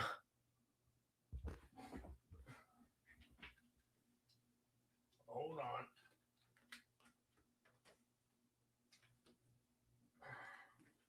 We got Luke and the Politics of Homeric Imitation. Luke Acts as rival to the Aeneid. So if you don't have this book, it's beautiful hardback copy. Absolutely must get it. Definitely need to check this out. There's all sorts of stuff going on with the rivalry between the Aeneid and Luke. And if you don't know, I've done a few interviews. You've interviewed with Michael Koshinosh, right? Michael Koshinosh? Yeah, I would say I'm actually going to interview him for the first time soon. Good. Actually. Good. That guy's brilliant. And he was a Absolutely, student, of course, who imitates that. I'm thinking there's more back here of the Luke Acts stuff. I think I found what I'm looking for. Okay. It is in Acts 15. I wanted to look at it for a bit to be more sure that this is what I thought. That this is what I had in mind. But yeah, I'll go ahead and read it Yeah. Thank you, Steve, for the super chat. Yeah, thank you. When they finished, James spoke up. Brothers, he said, listen to me. Simon has described to us how God first intervened to choose a people for his name from the Gentiles. The words of the prophets are in agreement with this, as it is written. After this, I will return and rebuild David's fallen tent. Its ruins I will rebuild. I will restore it, that the rest of mankind may seek the Lord, even all the Gentiles who bear my name. Says the Lord who does these things known from long ago. It is my judgment, therefore, that we should not make it difficult for the Gentiles who are turning to God. Instead, we should write to them, telling them to abstain from food polluted by idols, from sexual immorality, from the meat of strangled animals, and from blood. Mm-hmm. So you have James being, maybe in a slight vague way, but not super vague, being associated with letter writing activity, from the way that these words are being put into his mouth. Like right to them. Yeah, that's Yes. interesting. That's And so I think Luke is kind of giving a wink wink that he knows the epistle of James. Like, well, okay, if you know the epistle of James, then how can you possibly expect us to believe you don't know the 13 canonical Pauline letters? Dude, that doesn't make any sense. I think Pervo did in his work, he wrote, I've got the Mystery of Acts back here too. I don't know if the Mystery of Acts is where he covers it. Is somewhere over here. In it, he covers, I think it might be Dating Acts, but he covers in depth parallels to show that Luke Acts knows Paul's letters. It's pretty scandalous. Like once you recognize how much he's using of the letters in common, they have the common material. And guess what the standard typical go-to position is on this? It's not literary dependence on the letters, and that Luke Acts decides to rework his letters. No. They want to try and go, no. The guy traveled to the areas and got this information through the local churches in order to gain and ascertain these ideas. I'm like, what? Like, again, you're positing, it doesn't sound like Occam's razor to me. That they just don't like looking at these authors as literary artists that have their own willingness to create and craft their own narratives. And I find that sad that we have to posit all of these hypothetical situations to make sense of why the overlap with the letters of Paul exists. Oh, and he documents like 70, I might be underselling this or overselling it by a few, but it's like 75, 76 examples in Luke Acts that mirror the letters of Paul, but Acts does not mention Paul ever writing letters. He doesn't mention Paul ever going to Jerusalem and paying them this money that he talks about over and over in his letters. There's so many things that he contradicts, and that's a big one, by the way. The whole paying Jerusalem money for the poor in Jerusalem. Paul makes such a big deal out of this in his actual letters that it would be ridiculous for someone not to narrate that in this Acts 15 scene where he appears to Jerusalem and comes to the rest of the apostles. That would have been narrated had he had a concern with real historical, what was really going on according to the letters, in my opinion. And not just mine, but many scholars highlight this problem. Right. What you looking for now? Oh, no, I just want to say real quick, James Valiant, thank you for bringing up Acts 15:23 in the chat earlier. I was already looking in the area, but that still helped. James in the house. What's up, James? So yeah, you have Acts, like we were covering earlier. Mm-hmm.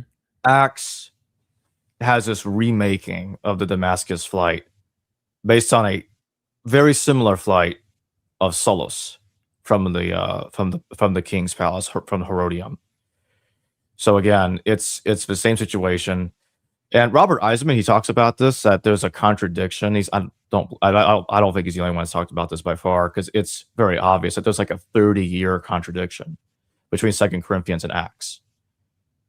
Are we to believe that Paul escaped from Damascus 2 times and was lowered from a basket 2 times, 30 years apart? Really? No, that didn't happen. I don't think either event happened. 2 Corinthians is believed, because we have to, the way the standard view looks at it is it's Pauline. He couldn't possibly make a mistake. How could he get this wrong? Well, the thing is, if one were to admit that it's an error, because there's really no way of getting around it. The standard scholars are all over the map about how to fix this problem. They have no idea how to solve this problem, because they just don't want to admit that it is wrong. But if you admit that 2 Corinthians is just flat wrong about this, then, well, we got a little problem, because you're going to start heading into forgery territory. Oh, we can't have that.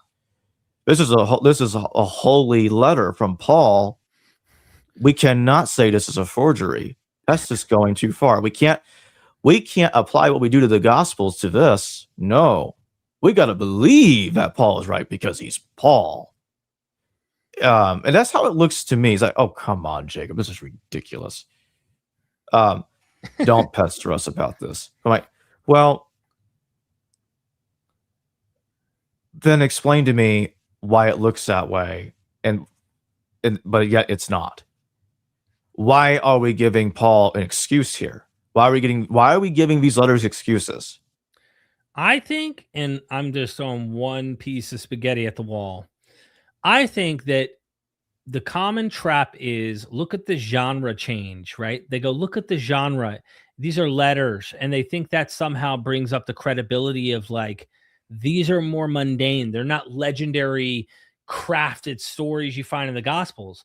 And yet, I think people like Nina Livesey, who study the genre and recognize no letter writing at that time, if you were doing a heuristic approach and comparing it to other letter writings, they weren't this verbose, this long. You're not going to find letters that are written this way and so well written out, so long and stuff. She goes through all of this in her book. I've got it right here. But I figure it's worth showing it for people because I think your point is important, because even if you don't agree with her thesis, if you see that letters don't change these are so much more reliable, like you can have fake letters, this should be self-explanatory though, Jacob, because scholars already accept Ephesians as pseudo Paul and all of these other books. But when you find these problems, you would think some of them would wrestle with it and go, you know, Jacob, you kind of have a point. Maybe Paul didn't really write this one. Maybe the other one. I remember Frank Hughes telling me, he wrote a wonderful book on the Corinthian correspondence with the late Bob Jewett about, he thinks that he and the late Bob think that 1st and 2nd Corinthians together were originally 8 letters that have been compressed down to 2. Mm-hmm. But we do have a super chat. Yes. Which is still on the Corinthian topic too, so that works out. Back in, thank you for your super chat. Thank you. 2 Corinthians is not saying that the Herodians controls the area. He is pursuing Saul because he is a Herodian into Arabia. Readers controlled Nabateans. Okay, so let me make a correction to the first half of this sentence. I never said Herodians control the area. I was saying that 2 Corinthians is saying that King Aretas controlled Damascus. That it does say. There's no getting around that. It clearly makes this claim, and it's wrong. Now, again, I think, understand my position. I believe the letters were plagiarizing Josephus, just like Acts. That's a very radical view. I've been arguing it for many years. I believe the letters was plagiarizing Josephus. So Romans and 2 Corinthians may give you an impression that Paul is a Herodian. Because guess who really was a Herodian? That very man I showed all of you earlier, Saulus. Josephus specifies that man, Saulus, and his brother Christoborus were kinsmen to Herod Agrippa II. Real quick, Bakken came up with another super chat, said, Swaparitas controlling area, Herodians did. Okay. Oh. Yeah, so maybe they mistaken. Are they correcting themselves, Bacchus? I guess so. Thank you for that additional super chat. But anyway, my point stands, and that is, I think that Romans 16 suggesting that Paul was a Herodian was due to the conflation with the guy in Josephus. Now, I know that Saul is not mentioned in the letters, but the name Saul is implied in the letters in Philippians. That's why you have this whole deal about the tribe of Benjamin. King Saul was a Benjamite. And you do have Paul persecuting Jesus, who's portrayed as a descendant of King David in the letters. And I don't think it's a coincidence that the point that Jesus is a descendant of David is stressed in Romans. Now, no, it's not only just stressed in Romans. It's discussed elsewhere, like in 2 Timothy. Mm-hmm. But Romans talks about this. And it's also the same letter that identifies Paul as a Herodian. So again, Clement knows nothing about Paul being a Herodian, because that idea hasn't been invented yet or fabricated yet. Romans fabricates this based on conflating that man in Josephus with Paul. The same way Acts will do the same thing later, decades later, but for a different reason and in a different in a different way. Okay, thank you so much. We got another one here. Desonics sent a super chat. What are the implications of a Paul forgery? Well, if you mean if what I think you mean by that question is is correct, that the implications of the whole thing being a total forgery, it means we can know very little about the historical Paul beyond what Clement says. And maybe, well, I would also say include the details in the pseudo-Clementine recognitions, which doesn't give us that much more information about Saul, because he's like briefly mentioned in that massive voluminous text, and that is it. So beyond that, we would know very, very little about Paul. And I do think that Paul was a letter writer, since Clement does tell us that he wrote a letter that has material that shows up in 1 Corinthians, but he doesn't quote much of it. In fact, he doesn't really quote it. It's more to do with he describes part of it, and that's it. So I do think Paul wrote something that was significantly expanded upon in the canonical text, but we can only get a glimpse of it from 1 Clement, and that's it. And that's the other thing that's my gripe with the idea that 1 Clement is a later forgery. So this is a point where I disagree with Nino Livesey and others, that and also Bob Price, that I don't think 1 Clement is a later creation. I think it is genuine. I think it was written in the 90 CE, because it is so ignorant. It is unmistakably ignorant of the New Testament. It does not know that Paul wrote a 13-letter collection. You can check the Greek. He does not know about Paul being killed by Romans. He does not know about the Gospels. It is such an empty text. I have a hard time conceptualizing somebody forging. At this point, it wouldn't just be a forgery. If the whole thing was created from whole cloth, that's not just a forgery, it's worse. It's a fabrication. So if it was fabricated, meaning none of it goes back to the original Clement, then why would somebody do this? Why would somebody create a letter post-New Testament, because that's what I would have to believe if this is a fabrication and Clement did not write it, while surgically, with extreme precision, choose elements that are very primitive, create a story that would conflict with the beliefs of other Christians, that, oh, he was killed by envious men, and then not talk about Paul's vision. Yeah, that's the problem, because 1 Clement doesn't know anything about Paul's vision. He just totally ignores that, really.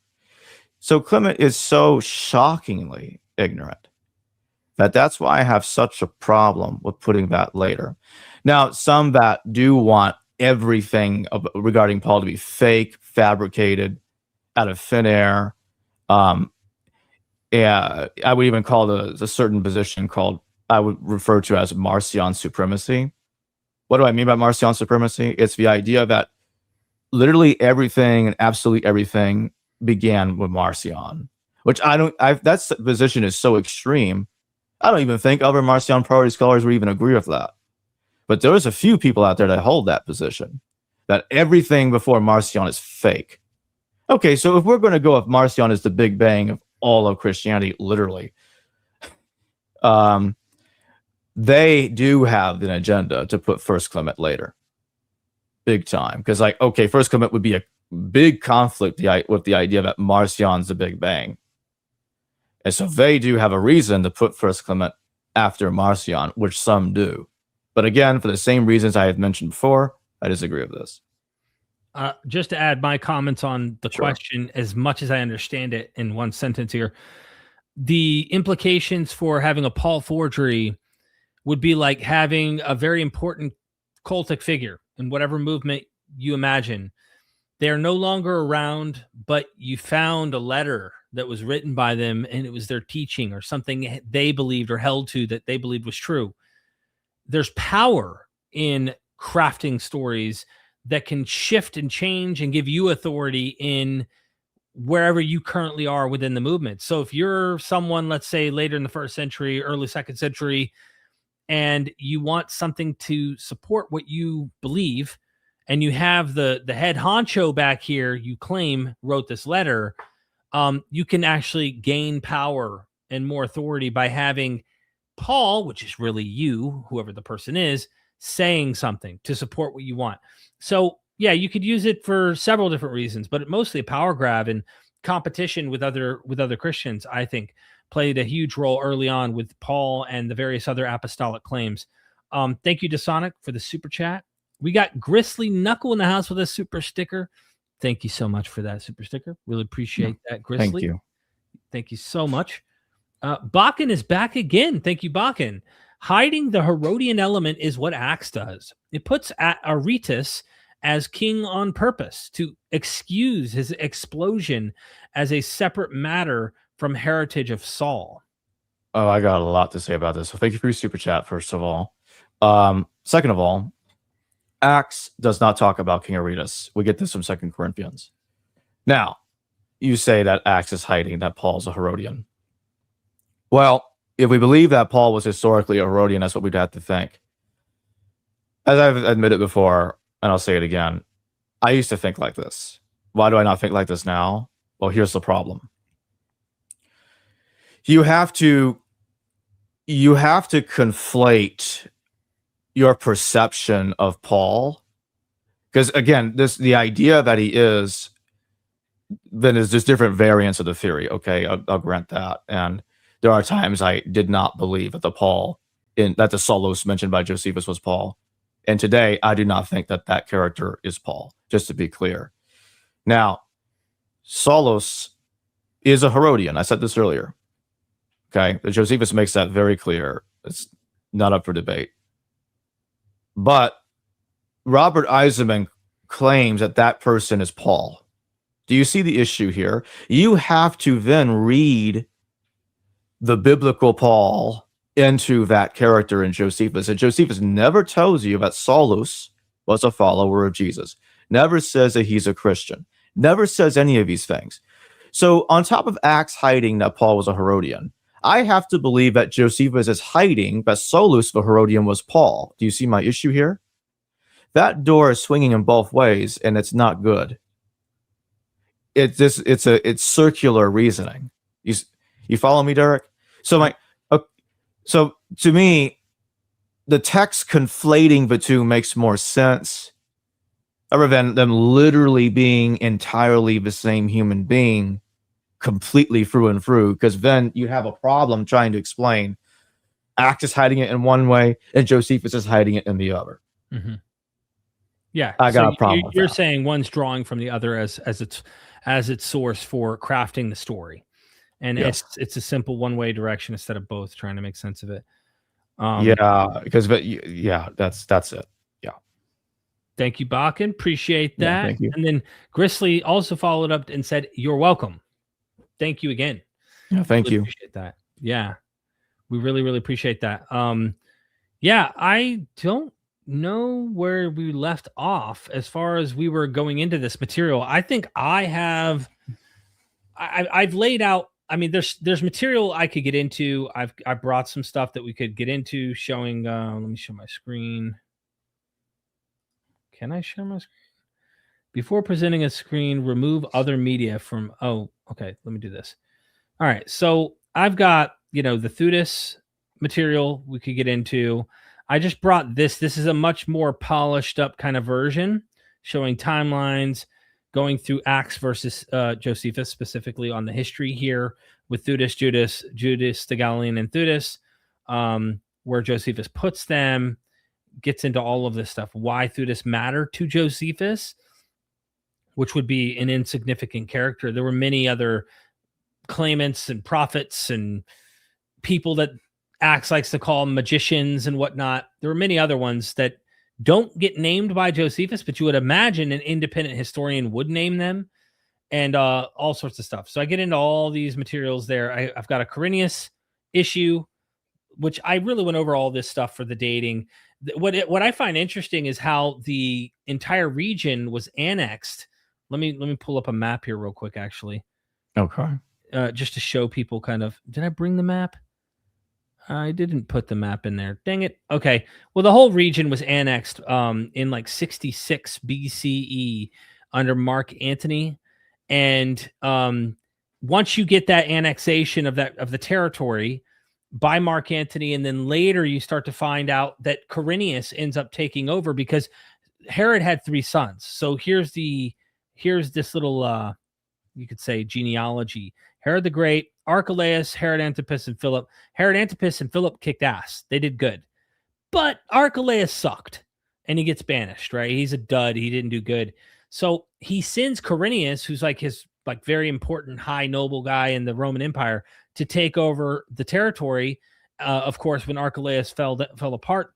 And he taxes the region around 4 CE. And that's when you get Judas the Galilean and all this stuff starts to come up. There's so much material that overlaps. You would expect another historian who's documenting these events, especially if they supposedly lived in them around this time, to give you different material. I'm not talking about mentioning one guy that's different. You find a guy who ruled in Rome that gets mentioned specifically in passing that you don't find mentioned in Josephus. I'm talking about covering the same historical events, because what Josephus does with his own material, even when you like compare him here, War 2 and Josephus 18, he doesn't even share the same identical material. Like he talks about Coponius in War 2, Judas the Galilean, he mentions him, but then he doesn't mention Quirinius, doesn't mention the apography, no revolt against the registration, no Joazar the high priest, no Zadok, no explanation for why Judea was reabsorbed into Syria. But then he explains all of it in Antiquities.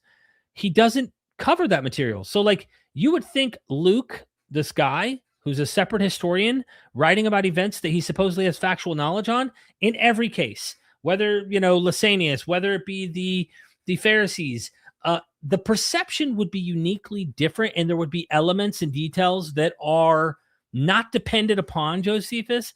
That was my whole point in coming into making the late date for Luke Acts, and why the reversal doesn't work. We covered all this stuff early on. I pretty much said everything I needed to say about this. If there's anything, any super chats we missed, or anything you felt we must get off our chest, so help us God. I said all I had to say. We don't have any more super chats that I can see right now. Okay. Well, we could just briefly, I just made some beautiful, beautiful charts here. I'd love to get these in the hands of people. I don't know how to make an HTML where everybody can get their hands on it, so they can actually go look at all this stuff themselves. The Galilean and the Tetrarch, getting into more of the Judas the Galilean. Specifically, here's the other red flag, right? Judas the Galilean. We all know that. Guess what? He isn't technically a Galilean. He's from Golan.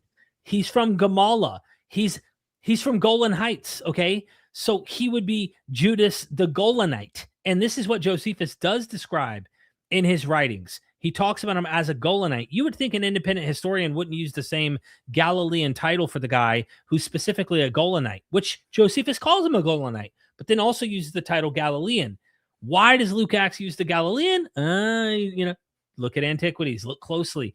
There's so much material here that people, I think, when they dig into it, they're stuck. You really have to go, oh my gosh. And that's why a lot of apologists, I think, who've ran into this go, oh, there's 2 Theudases. Oh, well, there must have been another this guy. Every time you turn around.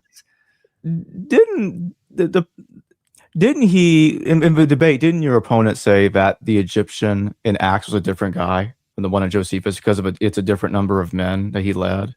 No, he's ultimately arguing that they were independently coming to the same historical information, and that's why their numbers are different. But he prefers Luke Acts as the historian over Josephus, and I find that ironic, because like the imperial records that this guy would have had access to, the historical massive information he would have had his hands on to craft the massive 20 volumes? 20 volumes work.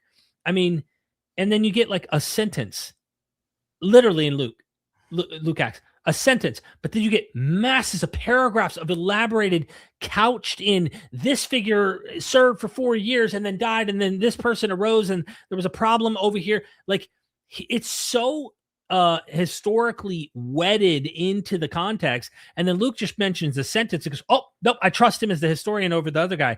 Look, I'm not saying trust blindly Josephus at all. I'm saying, though, that when you read the histories over against Luke Acts, it's pretty obvious to me when you have a census for the whole world and you could just go read. No, Quirinius was governor over Syria. Guess what got absorbed into Syria? Josephus tells us when the one dud of a son of Herod fails to do what he's supposed to when he's ruling the area, guess what? Augustus says no more. They banish him to like the western part of the empire where he's no longer allowed in the territory. And Quirinius comes down and runs this taxation on the region, not the known world. And you see this language, like you can see why Luke likes to use like all-encompassing type of language, whereas very specific and very accurate and precise about these details that we find in Josephus. And the guy I was arguing against was saying, when you're talking about history, he used an argument from like 1940 to 1945. There are 3 major historical figures we can all probably come to independently. And he mentioned Hitler. He mentioned... I remember about Stalin. Yeah, Stalin, and he mentioned Churchill. Okay? And he said, guess what? Would it be parallelomania to suppose that 2 different historians wouldn't come up with these 3 guys? But when you have so much information, at some point you'd think, there are actually other historical people at the time that were as popular at the time that you could mention in your histories. Why is it the identical same characters, same features, and even the mistakes they make look so obvious why they made it? You would imagine an independent historian who's doing research. They aren't the only 3 guys on planet Earth. And yeah, they might be mentioned, but you would imagine more elaboration on other figures. You don't get that. That's a red flag. So he was trying to make an independent thing, but then the other move he tried to make, which was really odd, because when you go read every single commentary on the planet, the mention of the Egyptian, you got this Roman who has him and he's arrested, and he's saying, hey, can I talk to you? And he speaks to him in Greek. Paul says, hey, in fact, let me pull it up. I've got it right here. The Tribune. Here we go. Let's show you this, because this is a red flag, man. This is a red flag. The Tribune's impossible questions, Acts 21. Robyn Tribune asked Paul whether he is the Egyptian who led 4,000 Sicarii into the desert. That figure never existed, but 3 things that did exist sit one after another on the same page of Josephus. Paul on the Antonia stairs. Here's what he has to say. And let me try to crop it in if I can. I wonder if there's a way to make it bigger so you can actually see those words better. Using my wife's laptop. I'm waiting on my new computer to get in, man. I'm sorry. I can't crop in. Anyway, is it all right if I speak to you, Paul says. The Tribune says, wait, you know Greek? So then you aren't the Egyptian. This guy was trying to say that this guy was saying this Tribune was saying that Paul was the Egyptian. Okay? Go read every expert on the Greek here. Go read any and every expert. And in English, this question can sound like he's saying, so you're not the Egyptian, as if he believes he might be the Egyptian. But he's not. He's saying, oh, so you're not the Egyptian who some time ago caused big ruckus and led 4,000 men into the Sicarii, into the desert, blah, blah, blah. Paul says, I am a Judean fellow from Tarshish in Cilicia. So no, even in plain English, it's pretty obvious that all the confusion was resolved. Oh, you're not the guy. Moving on. Exactly. Now, why did Luke decide to pop this in there? This is where Steve Mason points out that he likes to make you think he knows things. And he does know some things. Don't get me wrong. But he really likes it. He wants to flex. It's like if I was writing sentences and I start to use the word verisimilitude and higher grammar to impress you that I know what I'm talking about. I'm smart. I know things. Well, he's wanting to color it with all sorts of historical verisimilitude in order for you to think he knows what he's talking about. But when you look carefully, he butchers these three categories as I showed earlier. The other is, I don't know if I got into this one, the King Agrippa's death. I didn't cover this. This is another one. So if we've already factored in that he does know Josephus, when you see how he narrates the death of King Agrippa the First in the story, I'm just going to come back to me so that way we're not boring people with all these visuals. But Flex and Felix and Drusilla, and you go into the various, historical figures that show up here. There's also more material that goes on in my documentary that I did on Steve Mason. So let's come back to you and me. In Josephus, Agrippa the First is around some slave, someone who's imprisoned. And the guy goes, "Can I speak to him?" This is Josephus's narration. He comes to him and says, "May I speak to you like honestly and openly about what is going on here? And I have a prophecy, an omen for you." And he's like, "Sure, go ahead, say it like it is." And he says, "Okay, here's the deal. You're going to end up dying the next time you see this Greek term, angelos, this bird that's like an owl. When it shows up and you see this bird again, you're going to die within 5 days." So he's prophesying the death of Agrippa the First. Well, you fast forward, I don't know if it's a whole book ahead, but it's definitely chapters, many chapters ahead.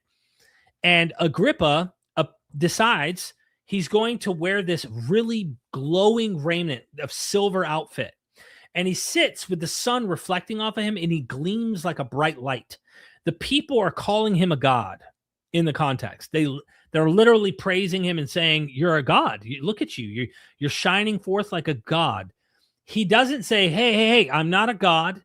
Hubris gets the hold of him. So he ends up kind of accepting it in a way like, oh, they're admonishing me. And he allows these people to call him a god. Next thing you know, he sees this angelos, this divine presence in the form of an owl. And 5 days later, he dies. In the book of Acts, guess what we see? We don't get the whole detail. We don't get all the context you get Josephus gets. It imitates, but it also differs in one way. When he sees this angelos, he then dies that same hour by worms. So Luke Acts changes what's going on in Agrippa the First's death. And then you can get into Felix and you can get into Drusilla. All of these characters show up in Josephus. And it's significant that these characters are popping up because this author wants you to know, oh, he knows things. But our guy also played a role with these big names that he thinks are important in Josephus. That is ultimately what's going on, as Steve Mason, I think, did a really fantastic job showing. So I've rambled. Anyway, we got a few super chats. You got a couple. All right, let's hit them. Mr. Anderson, thank you for your super chat. Sorry late to this to the stream today, but did you cover any of John's possible references of Luke Acts? No, did not get into the idea of John possibly being influenced by Luke Acts or vice versa. We did not cover any of that. We didn't think, it wasn't necessary for my case because I was specifically dealing with Josephus, but that is an interesting thing to get into is like, is John referencing Luke Acts? Some think that Luke Acts would be referencing John. I don't know. There's a few people that do date Luke Acts later than John. But I think most people think John's the last. Nicole, thank you for your super chat. Nothing much to say. Just wanted to send some support. Thanks for all your great work. Well, thank you. Thank you so much, Nicole. I want more people to take serious Steve Mason. And obviously critical scholarship. Go check it out for yourself. I really think that when you dive in and you absorb it, it becomes more obvious that this is not independent. And it's definitely not, there's no reason to posit a common source. No reason, Agreed. Especially when you don't have one and nobody's reconstructed it. So, and even if they attempted philologically, they would run into something that looks like Josephus. And isn't it ironic that Josephus himself doesn't imitate his earlier works 15 years ago when he's willing to change his own material? That's a huge red flag to me that real historians who are writing history don't write the same things, even when they're writing their own works. Josephus doesn't even sound like Josephus in many of the things he's accounting. Why does Luke have to look so close to Josephus? Because he's borrowing from Josephus. Yes. Jacob, I love you, man. I really appreciate you doing these with me. These are always a blast. And you're a brother, man. When we got to get you down here in the studio sometime and actually get some recordings again. Have you come down to Florida? Make an excuse to go have some fun and then watch a movie or something. I don't know. We'll do something, hang out, and do some recordings that are polished, and people can check out discussions. We never launched the ones we did before because, well, we improved upon them, and we were like, no, we don't want to send those out. They're not ready. But I think we do have a few with John Dominic Crossan that we should put out there that we haven't. Yeah. We'll look into that. Yeah. Okay. He lives 40 minutes from me, 30, 45 minutes from me. So if you come, we'll schedule a day that works where he can try and pop up too, and we can do it again. Sounds good. Awesome. Well, thank you, everybody. I hope they like the video, share the video, drop a comment, make some noise. Yeah. Yep.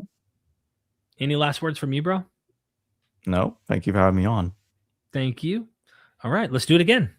Absolutely. Peace. Thank you, everybody, for the super chats. We really appreciate it. Yeah. Thank you all. Bye-bye. Bye. Son, do you want to know what the truth is? After this, there's no turning back. You take the blue pill and you wake up in your bed and believe whatever you want to. You take the red pill and you stay in Wonderland, and I show you just how deep the rabbit hole goes. Remember, all I'm offering is the truth, nothing more.